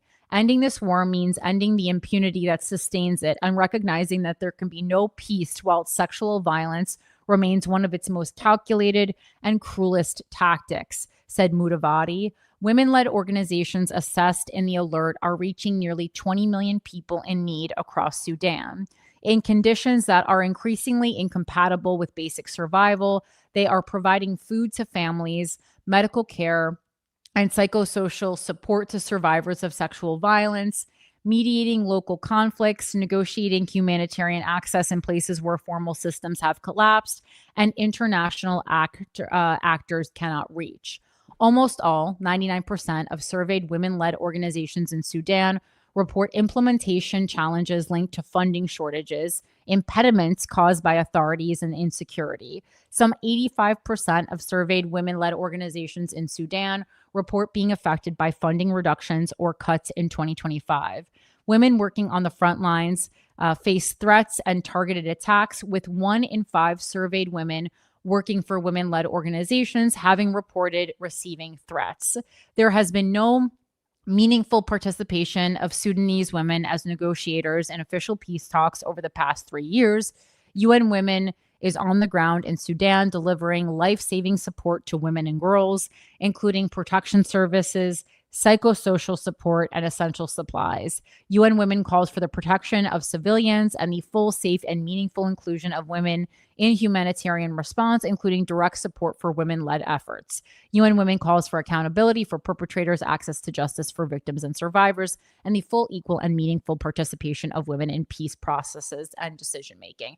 Which is like, we can call for all we want, but it's like just so interesting to me. It's like, yeah, call it in a, who else is reading the press releases from the UN? Honestly, I highly think that you guys should be reading them. Like, if you didn't think to read them, I do find them really informative and interesting all the time. But again, it's just like crazy to me that these kind of things aren't being picked up more widely. And it's just a real testament to what like we click on and prioritize as a society. And like even like I think that is like one of a really important story this week, and I considered including it in the YouTube title, but I'm like, oh, Sudan's not going to get any clicks, right? So even that's my thought process. And ultimately I want you to click on this so that you watch it, so that you take it in. But that is kind of the thing. It's like, okay, when we think of clicks, we think of money, we think of people saying online, which again, read Stolen Focus. You'll know more about clicking. All right, let's move on to our cuties corner. This one you might have seen going around the internet, the guy throwing the rock at the monk seal, the guy from Seattle. Even New York Post is picking this up. This is from New York Post by Zoe Hussein. Hawaiian hailed as hero for beating entitled tourist caught hurling rock at beloved seal Lonnie in viral video. This was just like a really like fucked up video to watch. Like I just will never, no, that's not true. I was gonna say I will never understand people doing that to an animal, but I actually understand the psychology behind it. It's people who feel like they have no control and power in their own life to try to take control over an animal. Like I totally actually understand it. I wouldn't do it, but I understand it. A local Hawaiian is being hailed as a hero for pummeling a Seattle tourist caught hurling a huge rock at a beloved monk seal, and even earned a special recognition from the state government for the vigilante ass whooping. New York Post, gotta love you. The entitled tourist, 37, and let me just say, I saw the video. Finding out this guy was 37 was one of the most heinous parts of this, because I thought he was about 52. Allegedly approached the endangered seal, known by Hawaiians as Lonnie, and tossed a massive rock at her as she swam along the shoreline off Front Street and Lehana on Tuesday, according to social media posts and the Hawaii Department of Natural Resources. After other beachgoers learned of the visitor's disgusting caught-on-camera act, at least one enraged local went after the seal abuser and repeatedly punched him, according to the video shared on social media. And I love that. And I think that's very important. And I think that if we see people abusing animals out in the wild, do not hesitate to go over and punch them in the fucking face. Really don't. Although I do worry about like owned animals, like dogs, that if you punch them, if you beat the shit out of them, I feel like similar to domestic violence cases, the dog is going to get beat, the shit out of it more. So maybe don't do that unless you feel like you can steal the dog from the person, which technically is illegal, but I encourage you doing something illegal. Like if you get them on camera abusing their animal and then steal the animal, you have a pretty high, that'll hold up in court. But again, like, make sure you can take this person and that they don't have a weapon on them before you do such things. All right. The viral clip of the act of citizen justice shows a shirtless man approaching the Seattle man from behind and knocking him down in a flurry of blows. The footage quickly scored thousands of likes and comments praising the local for helping dish out karma. The beatdown also grabbed the attention of State Senator Brenton Awa, who is a Republican, who showed off a letter of recognition for the anonymous seal advocate during a state meeting. Some of us have seen environmental activists, I like to call them, who took matters into his own hands to educate what might happen when you mess with our lands and our animals. All right. And let's just see what. So he hasn't been publicly identified. He was detained for questioning following the throwing the rock at the monk seal. He was later released after he requested legal counsel. No criminal charges have been filed yet. But I hope that they are. And just again, when you're visiting a place and you're not familiar with the environment and the nature, please take a lead from locals. If charged, the man could face a $50,000 fine and possible jail time for violating the Marine Mammal Protection Act, which does include Hawaiian monk seals. The Hawaiian Department of Land and Natural Resources Enforcement Division has turned the case over to federal prosecutors with NOAA's Office of Law Enforcement for possible prosecution under federal wildlife protection laws. So I hope something comes of that, but I'm glad that he got the shit beaten out of him, at the very least. That's a good instance of that. All right, moving on to municipal news. Again, I've been talking about it for a while. the Los Angeles mayor's race. Right after like last week, I believe like last Wednesday was when the mayoral debate happened. And this is, if you guys watched it, let me know your thoughts on it. But this was a mayoral debate that really, really affected polling. I didn't watch all of it. I didn't have time to watch all of it. I watched some of it. I read a lot about it, but Spencer Pratt, people really liked, his performance on it, and Karen Bass and Nithya Raman performed pretty poorly, and that showed up in the polls, and also probably speaks to why a debate that was supposed to happen this week has been canceled, because both Nithya Raman and Karen Bass tapped out of it. And while I understand that you don't want to do something that's going to negatively affect your polling, so close to election day, you also need to debate for the people of Los Angeles, and to pull out is crazy. Spencer Pratt being, good at debate, or good on camera, or good in a, borderline reality TV setting. What's more reality TV adjacent than politics doesn't surprise me. And this is such a tough race for me to talk about, because I want to sit here and warn you not to vote for Spencer Pratt. And I want to warn you what a real threat Spencer Pratt is, and like that he actually does have a real chance of winning this race. So all that is true. And I want to speak about that and make sure that if you are a Los Angeles resident, that you get out and vote. Los Angeles works differently than New York City, just so you know, that there's not a Democratic primary and a Republican primary. Everyone runs together on the same ballot.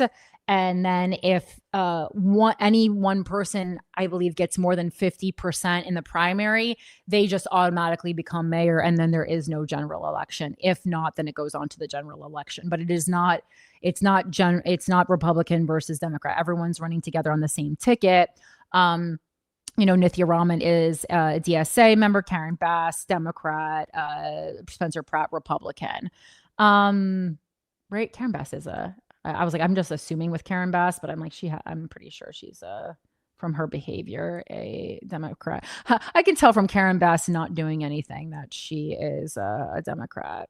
Yeah, she is, right? Democrat. Let's see. Oh, it says unaffiliated as her party. So is she, I guess she, oh, no, she's a member of the Democratic Party, but it does say unaffiliated when you go to her Wikipedia. Anyway, so again, I would like to tell you I'm fully supporting this candidate. I don't give endorsements, but I certainly, like to talk about who I like. And Nithya Raman, who the DSA candidate is, people have called her, Los Angeles's Zoran Mamdani. You can tell by her polling numbers and just, watching her, anything that she does for 10 seconds, that she's no Zoran Mamdani. And I don't know, I just don't really feel comfortable going all gung-ho for Nithya Raman. She lives in like a $3.5 million mansion in LA. That part doesn't so much bother me, honestly, just because in a city like Los Angeles, $3.5 million home is not that crazy.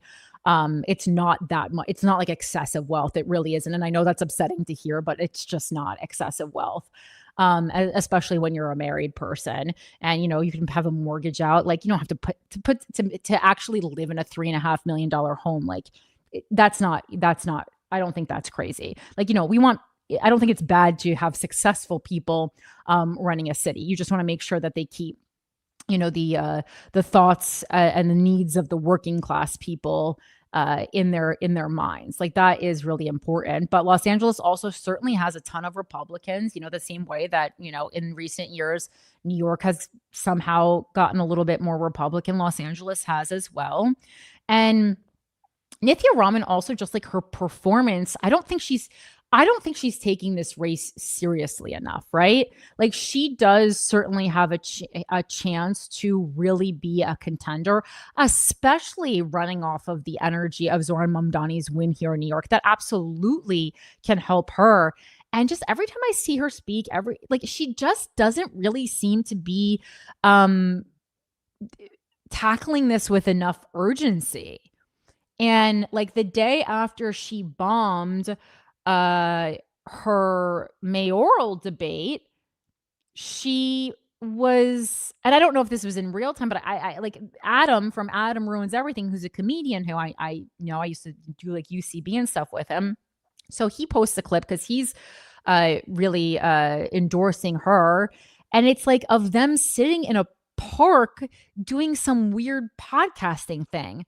I'm sorry. If you, and again, I don't know if that was actually happening in real time or if it was like an old clip, but it felt like this is not what we want to see. And even if it wasn't actually the day after she bombed the mayoral race, like it was still near enough that if you shouldn't be sitting in a park casually podcasting with a comedian. And I'm not saying like you shouldn't be doing interviews. They were just doing that kind of like podcasting. I don't know if you've seen it, like if you live in a major city where you just sit in the park and kind of ask passerbys questions and stuff. Like you should be knocking doors. You should be out with your field team. You should be at bus stops handing out literature. Like you should not be with a member of the entertainment business removed from the general public sitting in a park. And if you're going to sit in a park, you should be sitting up some kind of an advice booth where you're like, I'm sitting down with the people of Los Angeles today, and I'm having the people of Los Angeles tell me their problems and things that they want me to conquer when I'm mayor. Like that is a way to do that. I'm not against podcasting or any of these modern, forms of technology and communication as tools. Obviously, I'm very behind them, but you better be fucking acting with urgency. So like, I'm just like really stressed out. Honestly, there's this candidate who's never going to win, but she has like 4% in polling named Ray Huang. Who I'm kind of interested in. There's just like not enough background information on her. And she was also formerly a pastor, which to me, like, again, means that you're going to be a great speaker, but I don't love like the religious kind of background as far as it comes to politics. There's something a little bit weird about that. So Nithya Raman, and Nithya Raman has done a lot of good work, right? So she was born in India. She moved to Louisiana when she was 6. She has a bachelor's in political theory from Harvard, and she has a master's in urban planning from MIT. So this is a really, really smart person who has been studying to be in politics. Her whole life. After she graduated from MIT, she went back to India and she founded Transparent Chennai, which is a research firm focused on improving sanitation in that city, before ultimately moving to Los Angeles in 2013 to work for the city administrative officer. She also co-founded the Selah Neighborhood Homeless Coalition before running for city council. That's like what was her last job. She was a city council member under Mayor Karen Bass. And a lot of people are annoyed with her because like a couple weeks before she threw her hat in the race, she literally filed paperwork to run for mayor of LA like hours before the deadline. And she had previously, just a couple weeks before, endorsed Karen Bass. So already that behavior is making her look untrustworthy, right? Before politics, again, she was in urban planning, homelessness work. And, that's part of the criticism that she's receiving, because a big problem that people are, targeting in Los Angeles is homelessness, as with any, major city in the US pretty much. And they're saying like, oh, your like level of expertise is homelessness and you were on city council for Los Angeles, yet, homelessness is really, really bad. In November 2020, Raman defeated incumbent David Rue, 52.87% to 47.13%. The first time an LA City Council incumbent had been successfully primaried in 17 years. So giving a little bit of AOC and like that, challenging an incumbent who had not been primaried. The LA Times called it a political earthquake. She's a member of both the DSA and the Democratic Party. In 2024, real estate interests and police and firefighter unions spent $1.3 million to defeat her, with corporate landlord Douglas Emmett Management currently carrying out one of the city's largest mass evictions at Barrington Plaza, giving $400,000 to the committee opposing her. So anytime you see people like that fighting a candidate, that says, oh, that candidate really is for the people. So those are good things, right? Despite that, she won outright in the March 2024 primary with 50.6% of the vote, skipping a runoff entirely. Her genuine accomplishments. Hi, Alfred. In November 2025, a motion she authored capped maximum annual rent increases for rent stabilized apartments at 4%, the first time LA's rent stabilization ordinance had been strengthened in 40 years. That's great. She co-authored major progressive legislation, including a sanctuary city ordinance in 2023, a right to counsel bill ensuring legal representation for tenants facing eviction, and a Gaza ceasefire resolution, which for I'm just like confused why you're doing a Gaza ceasefire resolution as a municipal politician. I'm not, but good. She received the Sierra Club's 2025 Political Leadership Award for her environmental record, particularly around clean air and environmental justice. And then the criticism.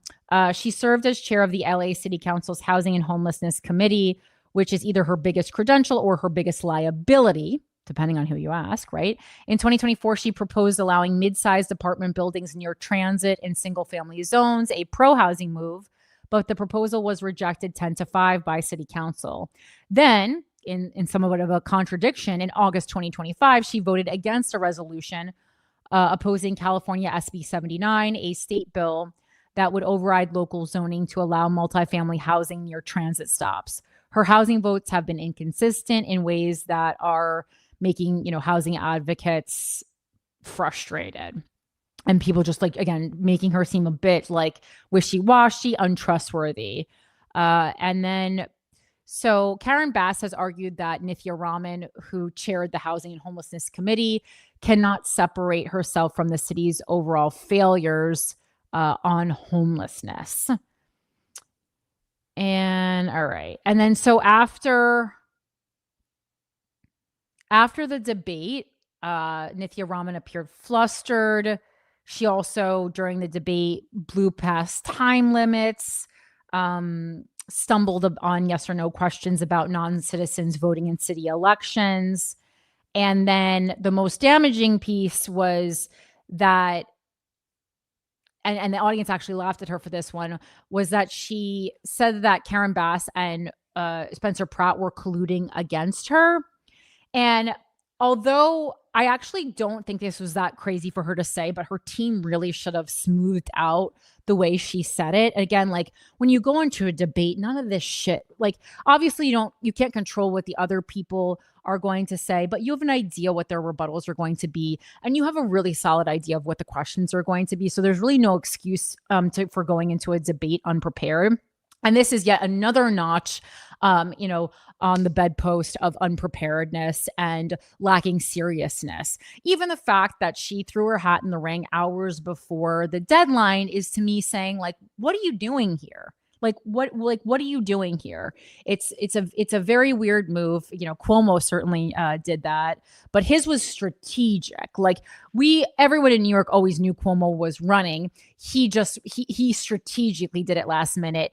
Nithya Raman's doesn't feel strategic because if it was, she wouldn't have endorsed Karen Bass a couple of weeks earlier. It seems like she had people in her ear or something. And I kind of agree, it was a good year to run because when you have an incumbent who is so disliked with such a low approval rating like Karen Bass, and the only other person running is Spencer Pratt, who, you're not taking seriously.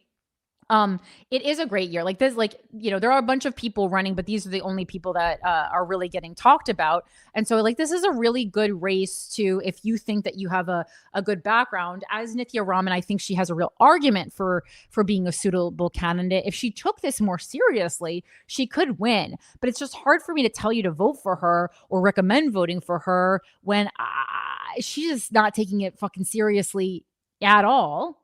Karen Bass, they started that debate by being like, yo, what the fuck with the wildfires? Very hard to come back from that. And her approval rating is low. And I think that even if she gets reelected, people are going to be so pissed that she's going to have very little power. Yeah, I don't know. But yeah, her numbers plummeted after the debate. She went down like a bunch of points. She was doing pretty good at like in the polls, and then she went down like 17 to 19 points, depending on what poll you look at, in 24 hours, which is like again staggering. I don't know how she was that ill prepared for the debate. And as far as like the colluding against her, Spencer Pratt was laughing. Like, I don't think there's any world in which Spencer Pratt is colluding with Karen Bass, as he even plainly said, like, yeah, I'm not colluding with the woman who I blame for bringing down my family home. But what I do think is possible, and this was brought up, that, you know, similarly to when Hillary Clinton was running against Donald Trump, she kind of was like, oh, Donald Trump will be easy to beat. He's a joke. Karen Bass kind of probably thought the same thing with Spencer Pratt. And she's like, yeah, I'd rather run against Spencer Pratt than Nithya Raman because Spencer Pratt's a joke. The problem is, like Donald Trump, we are still like we're not acknowledging how important charisma is when you're running for office. And yet again, especially for the role of mayor, where it is a role, in my opinion, but I'm right, that where you really have to be the face of a city and be able to motivate and inspire and engage and talk to people so that on a statewide level, you can get things done for your city. You need to have star power, and love him or hate him. And I hate him, but love him or hate him. Spencer Pratt has that. He has star power, and Karen Bass and Nithya Raman just fucking don't. And they both taking this very unseriously. So, you know, I think the move, I don't even know. Again, like, this is why I've kind of like avoided talking about this, because like, don't vote for Spencer Pratt. That's going to be a nightmare. I can assure you of that. That's going to be a really big problem. It really is. Like, he's going to do bad stuff. And, you know, we're talking about AI and personal gain. He's 100% going to use this for personal gain, and as a, you know, a way to talk about Cory Booker, you know, selling books, or all these politicians who sell books. Spencer Pratt just released a book, and you know he's going to release about 8 more. Whether or not he wins, he's releasing another book, you know, about losing the mayor's race or about winning it, whatever it is. But yeah, fuck, man. All right, so I'm gonna read this Washington Post article on it's an op-ed. No one saw Spencer Pratt for mayor come. All right, so again, this is from the Washington Post. This is from today at 6:30 a.m. No one saw Spencer Pratt for mayor coming. The reality TV villains' tirades against city's dysfunction are turning heads. Will that translate to votes? And this is by Tim Anaya. Tim Anaya is the Vice President of Marketing and Communications at the Pacific Research Institute. A former reality TV star with a penchant for inflammatory social media antics is drawing headlines and building momentum in the home stretch of a political campaign. No, not that guy. Rather, it's Spencer Pratt, the villain from MTV's mid-aughts show, The Hills, who has emerged as an unlikely player in the Los Angeles mayoral race. Eye-catching social media videos created by Pratt's campaign and online supporters. Again, like, they're in the business of knowing how to get attention. And that is really, really, really, really good when you're running for office. And even like the font that he used in the campaign video that I saw today, which we'll discuss in a second, it to me looks identical to the font from The Apprentice. You know, he, like so many people, and you know, me included, I took some nods from Donald Trump's campaign because obviously they worked, but you want to use those things and then do good with it, not evil. That's the approach. Eye-catching social media videos created by Pratt's campaign and online supporters have gone viral for their slick uses of artificial intelligence. Well, don't do that. And depictions of California progressives as out of touch, heartless elites, which is a talking point that people love. People love going against coastal elites. They're really into it. It's just funny when it comes from Spencer Pratt, who, like, you were on a reality show for being like just a rich guy, but now because your house burned down, you're not rich. I don't know. Pratt, a registered Republican running as an independent, seems to have struck a chord with frustrated voters and please don't let the fact that he's running as an independent fool you. He's doing that so that people who wouldn't vote for a Republican feel comfortable voting for him, but he's a fucking Republican, okay? Seems to have struck a chord with frustrated voters by relentlessly attacking the record of embattled Democratic Mayor Karen Bass on crime, homelessness, and the city's bungled handling of recovery efforts from the 2025 Palisades wildfire. And what I really don't like about Spencer Pratt is like he'll just post a picture of like, you know, someone who's obviously going through a difficult time, we'll say, you know, with like their butt crack out asleep on a bus or something. And it's like, why are we fucking dealing, you know, why should we have to deal with this? And yeah, I agree. No one likes when someone is passed out, drunk, or on drugs with their butt crack out on public transportation. I deal with it every day. But my thought is not like, ugh, get this riffraff out of here. My thought when I see something like that is, how are we as a city failing this person that this is how they came? You know, if it was just an isolated incident here or there, then yes, you know, it could be that individual's. You're never going to be able to solve every single individual's problem. We're always going to have people with, you know, who are struggling with addiction who let the demons win, obviously. But you know, if it's happening so much that it becomes a campaign talking point, then you must admit, as someone who wants to run for office or who is running for office, that it is the city is somehow failing these people. The government is somehow failing these people. If your city is overrun with homelessness and drug abuse, somehow the city is failing these people, and you cannot convince me otherwise. And I think that, you know, just in his posts, I see a real lack of empathy, and it really, really bothers me. And I am really scared of what he would do within, you know, the power of being the mayor of Los Angeles. And Pratt has proved to be more than just a social media darling. He turned heads during last week's mayoral debate, where he outmaneuvered Bass and Democratic Council member Nithya Raman while portraying a city beset by drug users, squatters, and violent crime. So fear-mongering. A non-scientific post-debate online poll from NBC Los Angeles showed 90% of viewers declaring Pratt the winner. I saw another one that was 89%. Like, across the board, people saying he destroyed. And again, not surprising. Someone with media training is going to take out, you know, two people with not media training. You can't learn this shit overnight.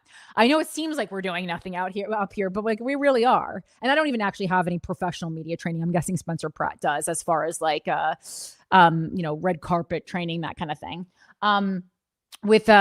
And just like how to give an interview without incriminating yourself or something. With so many problems facing the city of Angels, are voters open to bringing some reality show drama to the bureaucrats at City Hall? Probably not, but Pratt's critiques are hitting home with some Angelinos. He is facing an uphill climb in an overwhelmingly blue city, but the fact that he is gaining any traction should be a wake-up call for California Democrats, which is really what I want that to be about on this show. Like, how many times do we have to get burned before we take our fucking election seriously? And I was really worried about that after Zoran won, that everyone would be like, all right, we can go to brunch for 8 years now. No, we can't. That was one baby step. Los Angeles has a nonpartisan jungle primary. If Bass, the only candidate regularly polling above 20%, tops 50% of the vote in June, she wins the mayoralty outright, which we just talked about. If Bass fails to reach that threshold, the top two vote getters will advance to a November runoff.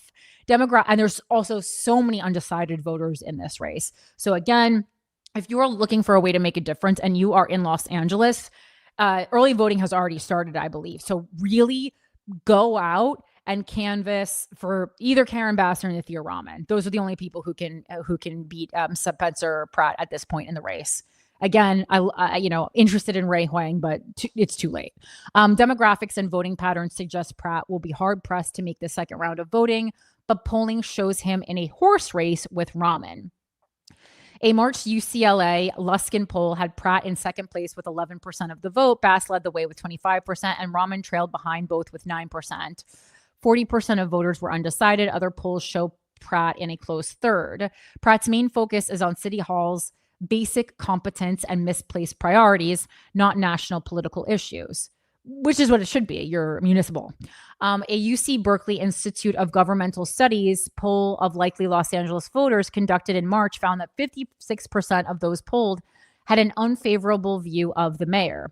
In the debate, Pratt tried to tap into the widespread dissatisfaction by criticizing the mayor's biggest vulnerability, the wildfire response and recovery. It's a line that resonates with voters questioning whether City Hall can do the basics, like better protecting homes in the next wildfire. Consider when Bass opened a one-stop permitting center for wildfire victims to navigate the city bureaucracy, only for residents who arrive at the center to be faced with 13 government bureaucracies. Pratt, whose home burned down in the Palisades wildfires, has been campaigning out of an Airstream trailer on the burned out lot where his house used to be. And he in an ad that he just released, he's like, this is where I live. And like, that's like almost like, it looks like the kind of like silver trailer you would use in like a Taylor Swift music video. And then everyone's like, he's not staying there. He's like staying in like a Beverly Hills hotel. So again, I think that's just a little taste of who, unsurprisingly, Spencer Pratt is. Again, when I look at Spencer Pratt's campaign, and, I am not someone who thinks like it's okay for your house to burn down if you're a celebrity. Your home is your home. And whether it's a mansion or a small like cottage, your house burning down is really sad. And I'm not going to be one of those people online who's like, oh no, your mansion burned down. Like that's where all your memories are. That's fucked up. It's your home, and it's still like painful. But what I will also say is it is so obvious that that Spencer Pratt's home burning down is like the first time he's experienced anything bad happening in his life. And he's like, I don't like this, and everyone is gonna fucking pay. And that's a psychopath, right? Not that it's certainly very common for people to get socially and politically energized when something affects them, and they want that to never happen to other people. We see it a lot of times, especially with victims of school shootings, survivors of school shootings, the parents of children who die in school shootings. So I'm not saying that something bad can't be the impetus for putting a lot of good out into the world, and that you're not trustworthy if you weren't putting good into the world before that. But someone like Spencer Pratt, who did have the ability to be doing a lot of good, to be advocating for a lot of people for many years. This is not a private citizen working, a 9-to-5 job. This is someone who chose to use most of their limelight for, either, depending on who you ask, real evil or concocted TV show villain evil. I am just very wary of someone who all of a sudden something bad happened to them, and now I'm running for mayor and everyone has to pay. I don't think he truly cares about anyone but himself. I don't even know that he really cares about like his own wife. The question is, how many voters share Pratt's frustrations and would go against their liberal Democratic leanings to vote for an independent? Again, he's a Republican. I know he's listed as an independent. That is because he is smart enough, again, to know most of Los Angeles are Democrats. Do not let what it says under his name on that ballot fool you. This man is a Republican. And I mean that in a derogatory way. After all, this is the city where 80% of ballots were cast in favor of Democratic Governor Gavin Newsom's gerrymander in California's congressional districts. There are no Republicans representing the city in Sacramento or Washington. It's strategic. So can Pratt pull off a stunning political coup and become LA's next mayor? Unlikely. Journalists are also fucking stupid a lot of times when it comes to this, right? I feel like they're very detached, right? They're gatekeeping people like me out, and they're calling Zoran Mamdani. If you go back even a couple months before he really got heat in New York, they were like basically making fun of him. So again, do not make the same mistake that we made with Donald Trump. I'm telling you right now, Spencer Pratt can win this. And he certainly can gain enough votes so that he goes head to head with Karen Bass in November. You need to stop this now, Los Angeles. This is your fucking warning. You gotta get out and vote. Take this so fucking seriously. And then New York Post also talked about even New York Post is making fun of him, and they're Republicans. So LA mayoral candidate Spencer Pratt's living in a Bel Air hotel, not a trailer. And this is, his response to today, to the video that they put out today. And then he went back and said, like, oh, I never said that I lived in that trailer. And it's like, watch the ad. You literally go like this with your arms and you say, this is where I live. Like, he goes outside Nithya Raman's mansion. He goes outside Karen Bass's, house. And then he goes, this is where I live. And he doesn't live there. He lives in a Bel Air hotel. Sorry, Bel Air, not Beverly Hills. I misspoke before. Bel Air is different than Beverly Hills, but he's staying at Hotel Bel Air. Bel Air is even swankier than Beverly Hills. I had an Airbnb once in Bel Air. I rented an Airbnb in Bel Air once, and it was exquisite. And it was I read in the description, it's where like Ed Sheeran once spent, a month writing an album or something. Like, so when we're talking Bel Air, we're talking like the true Hollywood Hills where you're going up winding roads. Like that's Bel Air. And so it just, he's full of shit. He's just absolutely full of shit. Hotel Bel Air, very nice. That's where he's living. He's obviously not living in a fucking trailer. I mean, like, are we being serious now? All right. Moving on to girl. Oh, and also just for municipal, I'm not going to read the whole article, but the mayor of Arcadia, California, Eileen Wang, she will be pleading guilty to working as an agent of China. So that's really fun.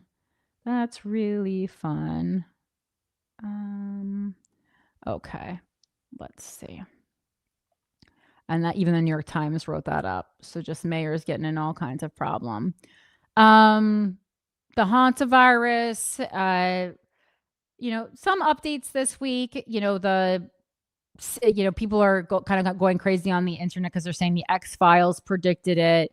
The Simpsons predicted it. I mean, hantavirus is just a name for like a rodent bait. Like, hantavirus already existed. I talked to people. It's not like this is like something new, the way like COVID was something new. Hantavirus already existed. And we know that it's from rodents.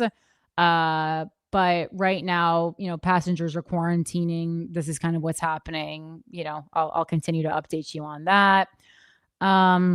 Right now, the US-China summit is happening. Elon Musk is in China as well. Like, the judge for the OpenAI trial was like, yo, you can't go to China. And then Elon Musk just left and went to try China anyway. So obviously he's taking the trial very seriously. This is from the Associated Press. What to know about Trump Z summit with trade, Taiwan, and Iran on the agenda. As President Xi Jinping and Donald Trump prepare for a highly anticipated summit, both China and the United States say their ties have been broadly stable in recent months, and they are planning on keeping it that way. But many issues are at stake in one of the world's most consequential relationships with no easy end in sight.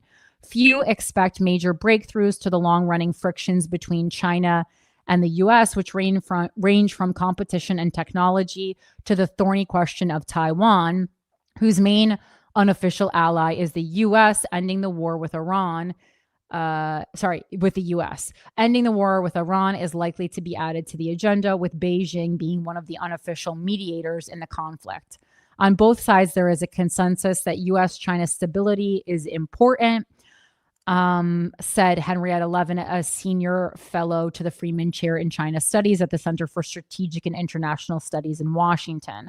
Once you get past the question of stability, the what's next in the relationship gets a little more complicated. And so for that reason, the most likely thing to come out of the meeting is very little. All right. So there may be, here's what to know from the summit. There may be a trade deal, but not a resolution. The China-U.S. trade war started with Trump's first term, but turned up a notch in April last year on Trump's so-called Liberation Day, when he announced 34% tariffs on all Chinese goods. China retaliated with counter tariffs and other measures, such as restrictions on rare earth exports. Tariffs reached as high as 145% in the escalating back and forth. The two sides, realizing the sky-high tariffs weren't sustainable, then called for a trade truce, halting many of the punitive economic measures. The two leaders met in South Korea in October and extended the truce for another year. China promised to purchase soybeans from American farmers, while the U.S. dropped tariffs by more than half. China's strategy was to promote stability by fighting back, said Fudan University professor Zhao Minghao, an expert in international relations. Both sides could very well issue a comprehensive trade agreement this time, but this doesn't mean the war is over and the agreement will have conditions. Last year's trade truce did not resolve any of the bigger picture issues, and it did not mean a return to how things were. China now has a new export permit requirement for rare earth exports that it can tighten at any time. Further, this time around, there's been a lack of the intensive type of engagement that has characterized past summits, said Wendy Cutler, vice president of the Asia Society and a former trade negotiator in the U.S. or for the U.S. China in April issued new regulations that built out a framework for identifying and countering foreign measures targeted at Chinese companies. Under the new rules, for example, China's Ministry of Commerce told impacted companies, such as one petroleum refinery that bought Iranian crude oil, to ignore U.S. sanctions. Although some say the sides could announce a continuation of the trade truce, they note that they have continued to take targeted actions. It's a fragile truce, said Cutler. The White House said Sunday that they are also planning to discuss creating a new board of trade to keep their countries talking on economic issues. China's ability to buy high-tech chips is still a thorny issue. The U.S. imposed restrictions on exports to China of advanced computer chips and related tech, such as the machines to make the chips, as early as Trump's first term in office. NVIDIA, a California company and the leading designer of advanced chips, has pressed Trump to allow it to export them to China.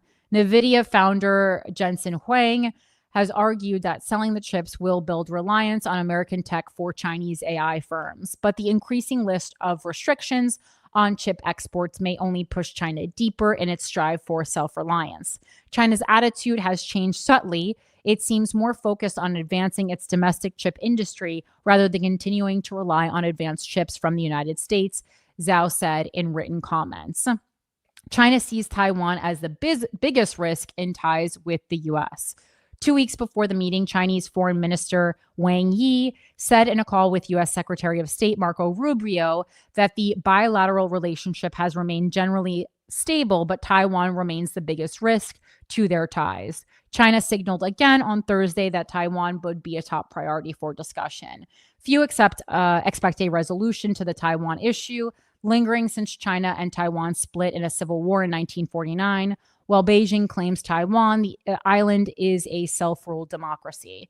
Tensions have only risen since Taiwan first elected Tsai Ing-wen as president in 2016. Her Democratic Progressive Party says Taiwan is functionally independent and its own sovereign state.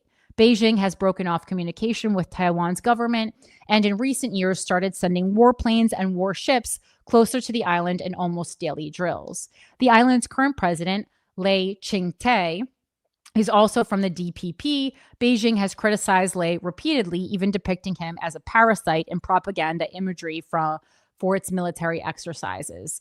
The U.S. is required by law to ensure Taiwan can defend itself, but officially maintains a position of what has been called strategic ambiguity, leaving the question of whether the U.S. would get involved militarily if China decided to reclaim Taiwan by force. Trump has also said recently that he discussed arms sales to Taiwan with Xi, which led to further questions of whether the U.S. would support Taiwan. One possibility is that China and the U.S. can take the strategy of a sort of reciprocal restraint, such as reducing the number of American arms sales to Taiwan in exchange for fewer military exercises from the mainland aimed at Taiwan. And the U.S. wants China to put pressure on Iran. As the world awaits an end to the war in Iran that has shaken the global economy and fucking drained us, the conflict is likely to surface in the talks. China has openly criticized the United States and Israel over the war.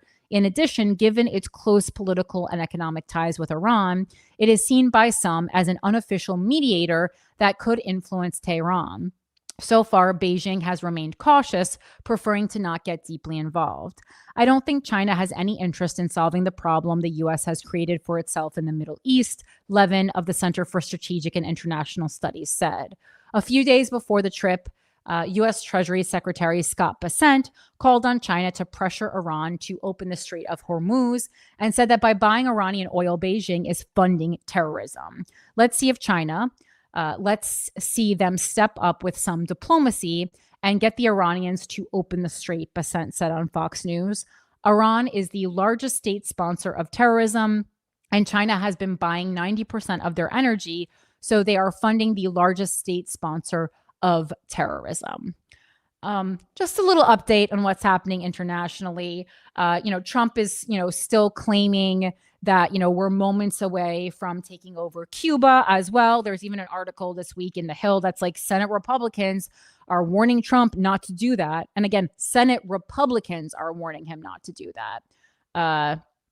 So that's yet another interesting thing that's happening internationally. Guys, really, really going rogue, not Vogue. I wish Vogue. All right, I'm trying to think what we want to wrap up this up with. I think there's two more things going on. We don't need to fully go into this, but when we're talking about corruption, we know that Trump loves corruption. Trump loves to pardon corruption, and NPR did a deep dive legally this week, or, this was released today, how the Trump administration has undermined the fight against public corruption, right? And so, again, I know it's kind of like beating a dead horse at this point, but like he not only is not doing what he said he was going to do, he's continuously letting people who are actually involved in corruption actually fucking, us over as a country, actually, taking money out of our pockets. He's just letting them go. Like in 2024, a federal jury needed just 2 hours to return a guilty verdict for former Las Vegas councilwoman Michelle Flore for pocketing some $70,000 in donations to build a memorial for police officers killed in the line of duty, and spending it instead on herself, including rent and her daughter's wedding. Then, weeks before Flore was scheduled to be sentenced in May 2025, President Trump granted her a full unconditional pardon because he's like, man, this seems like something I would do. I love this gal and her ideas. Like, she's probably going to be on a fucking board for a new company he's running. It's Fiore. Sorry, they didn't put an I in this earlier one, and that's why I was like, how do you say that? Oh, they did. I just can't read. Okay, it's Fiore. I was like, what the hell is Fiore? That doesn't make sense in Italian. Okay, so Fiore. It's Michelle Fiore. Sorry. Fiore is one of at least 15 former elected officials and their co-conspirators who were either charged with or convicted of corruption offenses and then pardoned by Trump after he returned to office last year. Legal experts say the pardons are but one way for the Trump administration has undermined the fight against public corruption. There are all sorts of things that the administration has done that suggest an increasingly casual perspective on public corruption, said Dan Greenberg, a senior legal fellow at the Libertarian Cato Institute. Pardons are an important piece of that puzzle. And I think this is something that we all have a problem with as certainly as Americans is corruption. We're constantly talking about corruption and distrust in the government. And I think that's the reason that a lot of people voted for Donald Trump, because they're like, he tells it like it is. No, guys, he doesn't tell it like it is. He doesn't tell it like it is, and he doesn't ask the people who he breaks bread with to tell it like it is. They're constantly not telling it like it is. Another piece is the dismantling of the Justice Department's public integrity section, which was created after Watergate to investigate and prosecute public corruption and election crimes. Columbia Law School professor Richard Briffault said that taken together, the administration's actions send a signal that it doesn't think corruption should be treated seriously.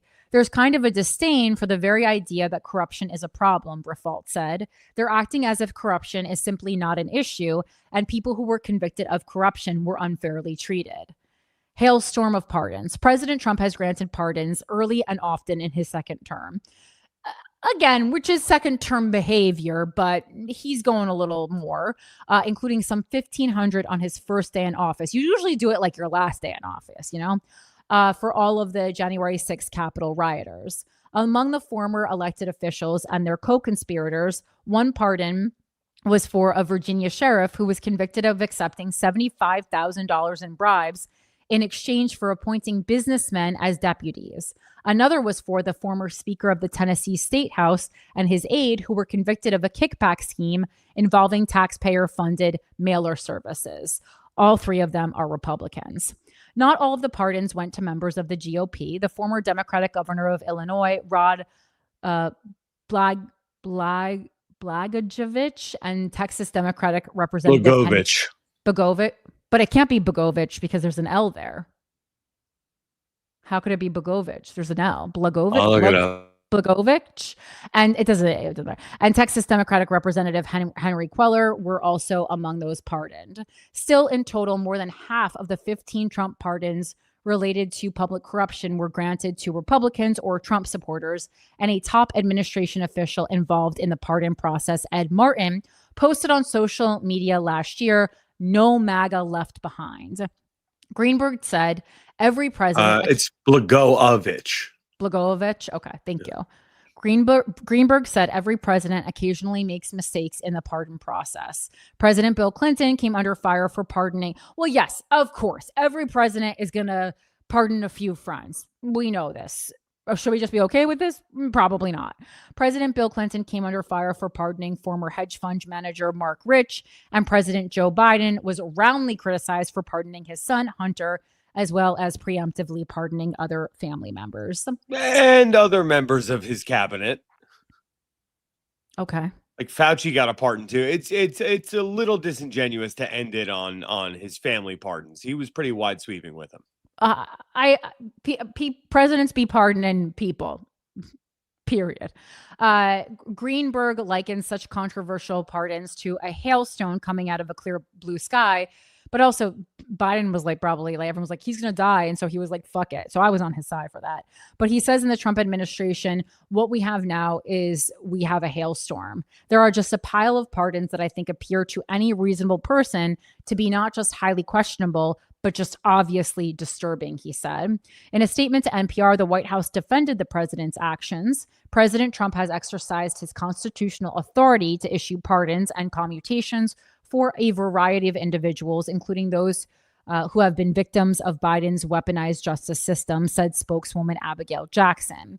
And the only pardons anyone should be critical of are from President Otto Penn, who pardoned and commuted sentences of violent criminals, including child killers and mass murderers. And that's not to mention the proactive pardons he signed for his family members like Hunter on his way out the door. Chilling effect at the Justice Department. The pardons send a signal about priorities, and that has a trickle-down effect on enforcement. John Keller, who worked for more than a decade in the Justice Department's public corruption fighting section, said after Trump's 2024 election win, career prosecutors who had worked public corruption investigations were reluctant to move forward on cases that they thought would be unpopular with the incoming administration. So I think it has a chilling effect on specific cases. I think it has a chilling effect generally on prosecutors from pursuing public corruption cases at all, he said. That, combined with a resource strain across the Justice Department, he said, means the current administration is making it practically more difficult to pursue these cases for even the handful of agents and agencies that may still be willing to do them. The Justice Department, until that unit that investigates and prosecutes public corruption and election crimes, is called the Public Integrity Section. It was set up after Watergate, and for the past 50 years has gone after federal, state, and local officials who have abused their public office. Under the Trump administration, the section has been decimated. It had around 40 full-time staff when Trump returned to the office in January 2025. That number has dropped to just two full-time attorneys today, according to current and former officials. It was handling around 175 to 200 open matters, investigations, and charged cases when Trump returned to office. That number has plummeted to around 20 today, those officials say. Cases that the section already had open before the change in administration have been allowed to proceed, but many have been declined or handed off to U.S. attorneys' offices, where they often are dropped. The Justice Department did not respond to our request for comment. Risk of a corroding effect nationwide. Legal experts say this pullback from enforcement can have a long-term impact. If you don't have enforcement, what happens over time is the kind of corroding effect of public corruption leads to just a broken system of government where public officials are serving themselves first and then the public comes second, said Keller. He was acting chief of the public integrity section when he resigned in February 2025 after the Trump administration's department leadership directed him to dismiss a corruption case against then New York City Mayor, Eric Adams. Blowback over the Adams case prompted a wave of resignations and marked the start of the public integrity section's gutting. Public corruption cases are notoriously complex. They demand time and resources. Big city U.S. attorneys' offices, including in New York, Chicago, and Los Angeles, have the means to do them on their own. Smaller states and more rural areas, however, will be hit hardest by the demise of the public integrity section, current and former officials say, because it's in those places that the unit often stepped in with resources and expertise to bring cases and hold state and local officials to account. As an example, Keller points to the prosecution of a former small-town Pennsylvania police officer who was convicted of bribery and other crimes, including using his position to obtain sex from two women in exchange for favors in public prosecutions. Because public integrity no longer exists, those cases aren't being done, and there's no one to step into the shoes of the public integrity section to do them, he said. That's just a fun little, look into term two. There's also a story out of Smith College, which is historically a women's college. This is from the 19thnews.org.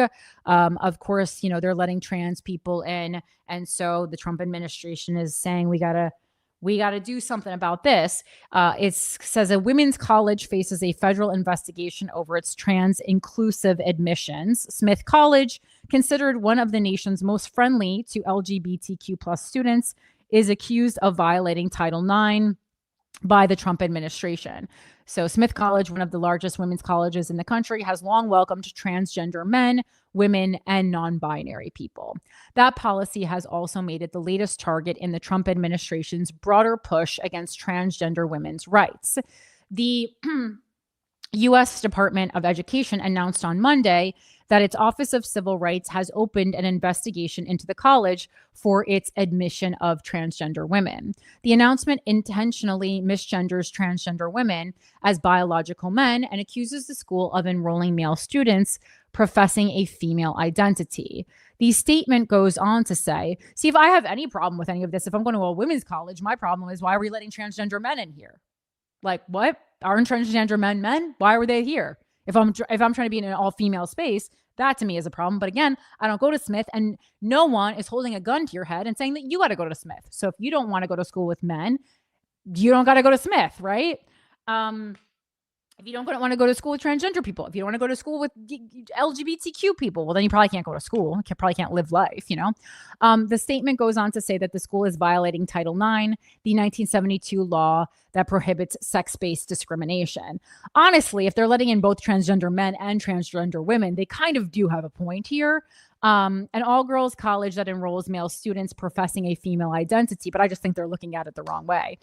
They're looking at it like in a transphobic way, not in a open-eyed way, would cease to qualify as single sex under Title IX, the statement says, but the Smith campus is hardly off limits to men. The college operates as part of the 5-college consortium, a partnership that includes 4 other colleges and universities in Western Massachusetts, all of which do enroll men. Students in the consortium can attend classes and activities and make use of on-campus resources at any of the schools, such as school libraries. Smith College has also long admitted transgender non-binary students and allows transgender men who transition after entry to complete their degrees. Okay, so they're not letting transgender men in if they have already transitioned. That's unclear in the start of the article, but but that makes sense, because I was like, well, that kind of to me is like it's bad for like just transgender people in general, because to me that like if you're letting them in after they've already transitioned, you're kind of saying with that you don't even believe transgender men are men yourself, which is not helpful. In a statement to the 19th, the college said it does not comment on pending government investigations. Smith College has received notice that the U.S. Department of Education's Office for Civil Rights opened a Title IX investigation into the college. The college is fully committed to its institutional values, including compliance with civil rights laws. Smith is often ranked among the most LGBTQ plus welcoming colleges in the nation and is nestled in Northampton, a fixture of queer community life about 100 miles west of Boston. Smith officially opened its roles to transgender women in 2015, so for a long time now, 2 years after an admissions controversy. Its position was brought into the spotlight in 2013 when Smith returned the application of high school transgender senior Calliope Wong on the basis of gender identity. Wong posted about her rejection, setting off a firestorm of debate within the progressive school community. So just an update on that. Again, we know the right is trans crazy, but I'd be remiss if I didn't, some report on it, because it does have real world effects. And then we will wrap up our show today by talking, just about what Putin's up to with his missiles. We just want to really keep an eye on that, right? This is from CNN.com by Zara Ullah and Brad Lendon.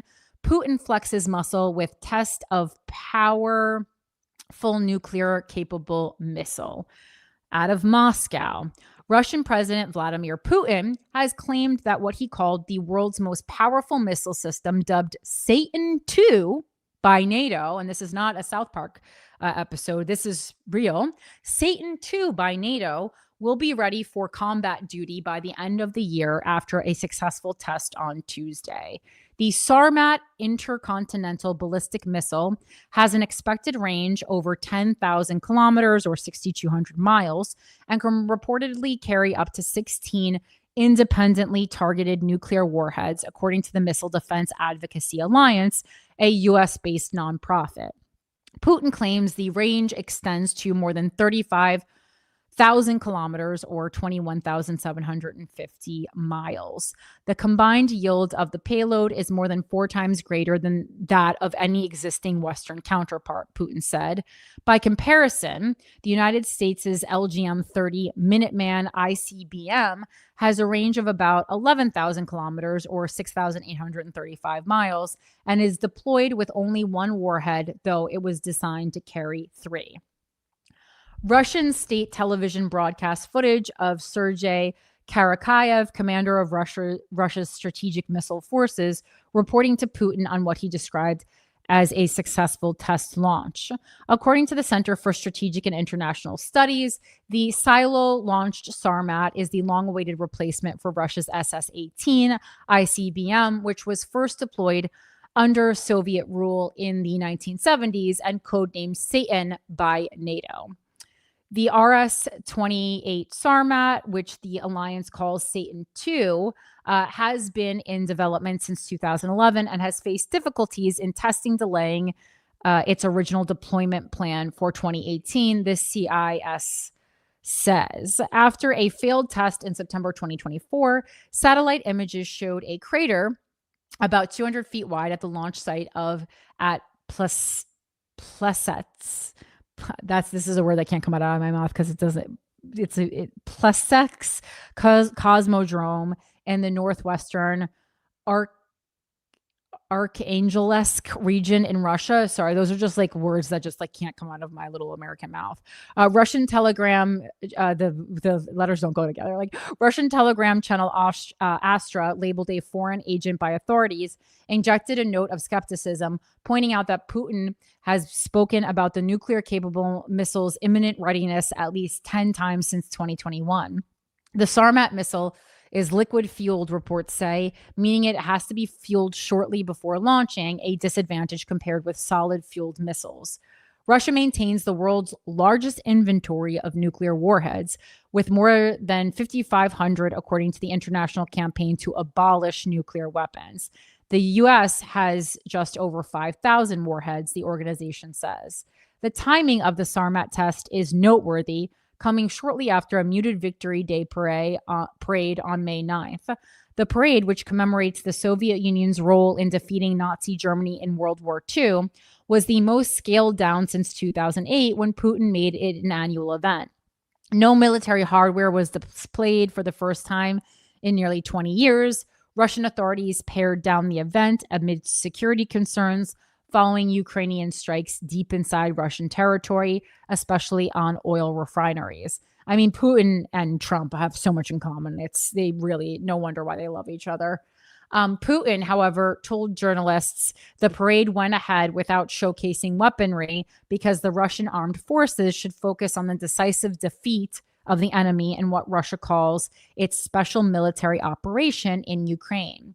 Foregoing the traditional show of force, giant screens in Moscow's Red Square broadcast a series of pre-produced videos that state media said were from the front lines. Also, parades like this would just never happen if we had more female leaders. It's just such a dick swinging event. The Kremlin also released footage Monday of Putin driving to personally pick up one of his old school teachers, Vera Gurovic, from a hotel lobby with a bouquet of flowers and an enthusiastic embrace before taking her for dinner at the Kremlin. Putin invited Gurovic to attend the Victory Day parade in Moscow and spend a few days in the capital, the Kremlin said. The Kremlin has dismissed a European intelligence agency report obtained by CNN and other media outlets that said the Kremlin, Kremlin has dramatically increased the personal security around Putin and reduced the number of locations that he regularly visits. And this is Brad London reporting from Seoul. All right. So again, I think this episode gave us a pretty good look on what is happening nationwide, on what is happening internationally, certainly on what's happening municipally. And you guys have some action to take, especially if you live in Los Angeles. If you need a place to donate, they need money in Sudan. If you're on the ground in Los Angeles, definitely consider doing some canvassing, some door knocking for either Karen Bass or Nithya Raman. I would say probably Nithya Raman, because then Karen Bass and Nithya Raman can have more time to go head to head and try to, earn the right to be mayor, because I don't think either of them have earned it as of now. But that will at least stop Spencer Pratt from going into a November runoff. Again, thank you so much for everyone who supports the show through the Patreon. If you want to be one of those people, head over to patreon.com/withoutaCountry. And you can be a subscriber for as little as $6 a month. All hail to our amazing dictator, Christopher Fungi. If you want to send me an email, as always, it's withoutacountrypodcast@gmail.com. And Mike, what can the people get from you this week? Well, we are sold out for the Armored League this week at $3 bill, which is a pretty cool thing to be sold out this many days. Congratulations. Yeah, that's amazing. Things are moving quickly. We are going to announce at the show. I feel like I can get a quick head start to it. Our first show in LA is coming up on June 20. It's going to be June 26th and 27th. Get tickets at thearmoredleague.com. That's awesome. All right, cool. Well, Los Angeles, definitely go out and see that. After you've worked on Nithya Raman's campaign, go out and do that. And if you have any, I'm just very interested in this mayoral campaign, just because, obviously, I'm just interested in municipal politics. If you have any more insight, any things that you see around town, snap, pick propaganda, whatever you see around town, posters, a billboard, snap a picture, send it to me withoutacountrypodcast@gmail.com. That on the ground reporting is stuff that I love. If you know anything, please send it my way. If you know Nithya Raman, And maybe she wants to come on the show and talk about why she should be mayor since she loves podcasting so much. Send that my way as well. Thank you so much for being here. Thanks for listening. Thanks to those of you who are Patreon subscribers. And remember, the truth is in there. Keep critically thinking. And I'll talk to you next week. Bye. Peace.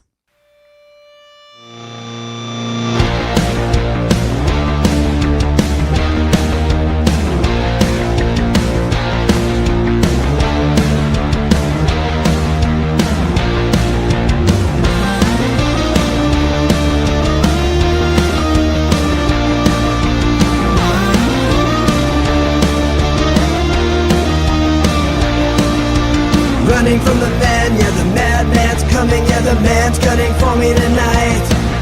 I spent the last week running from the heat, but the beat's coming alive.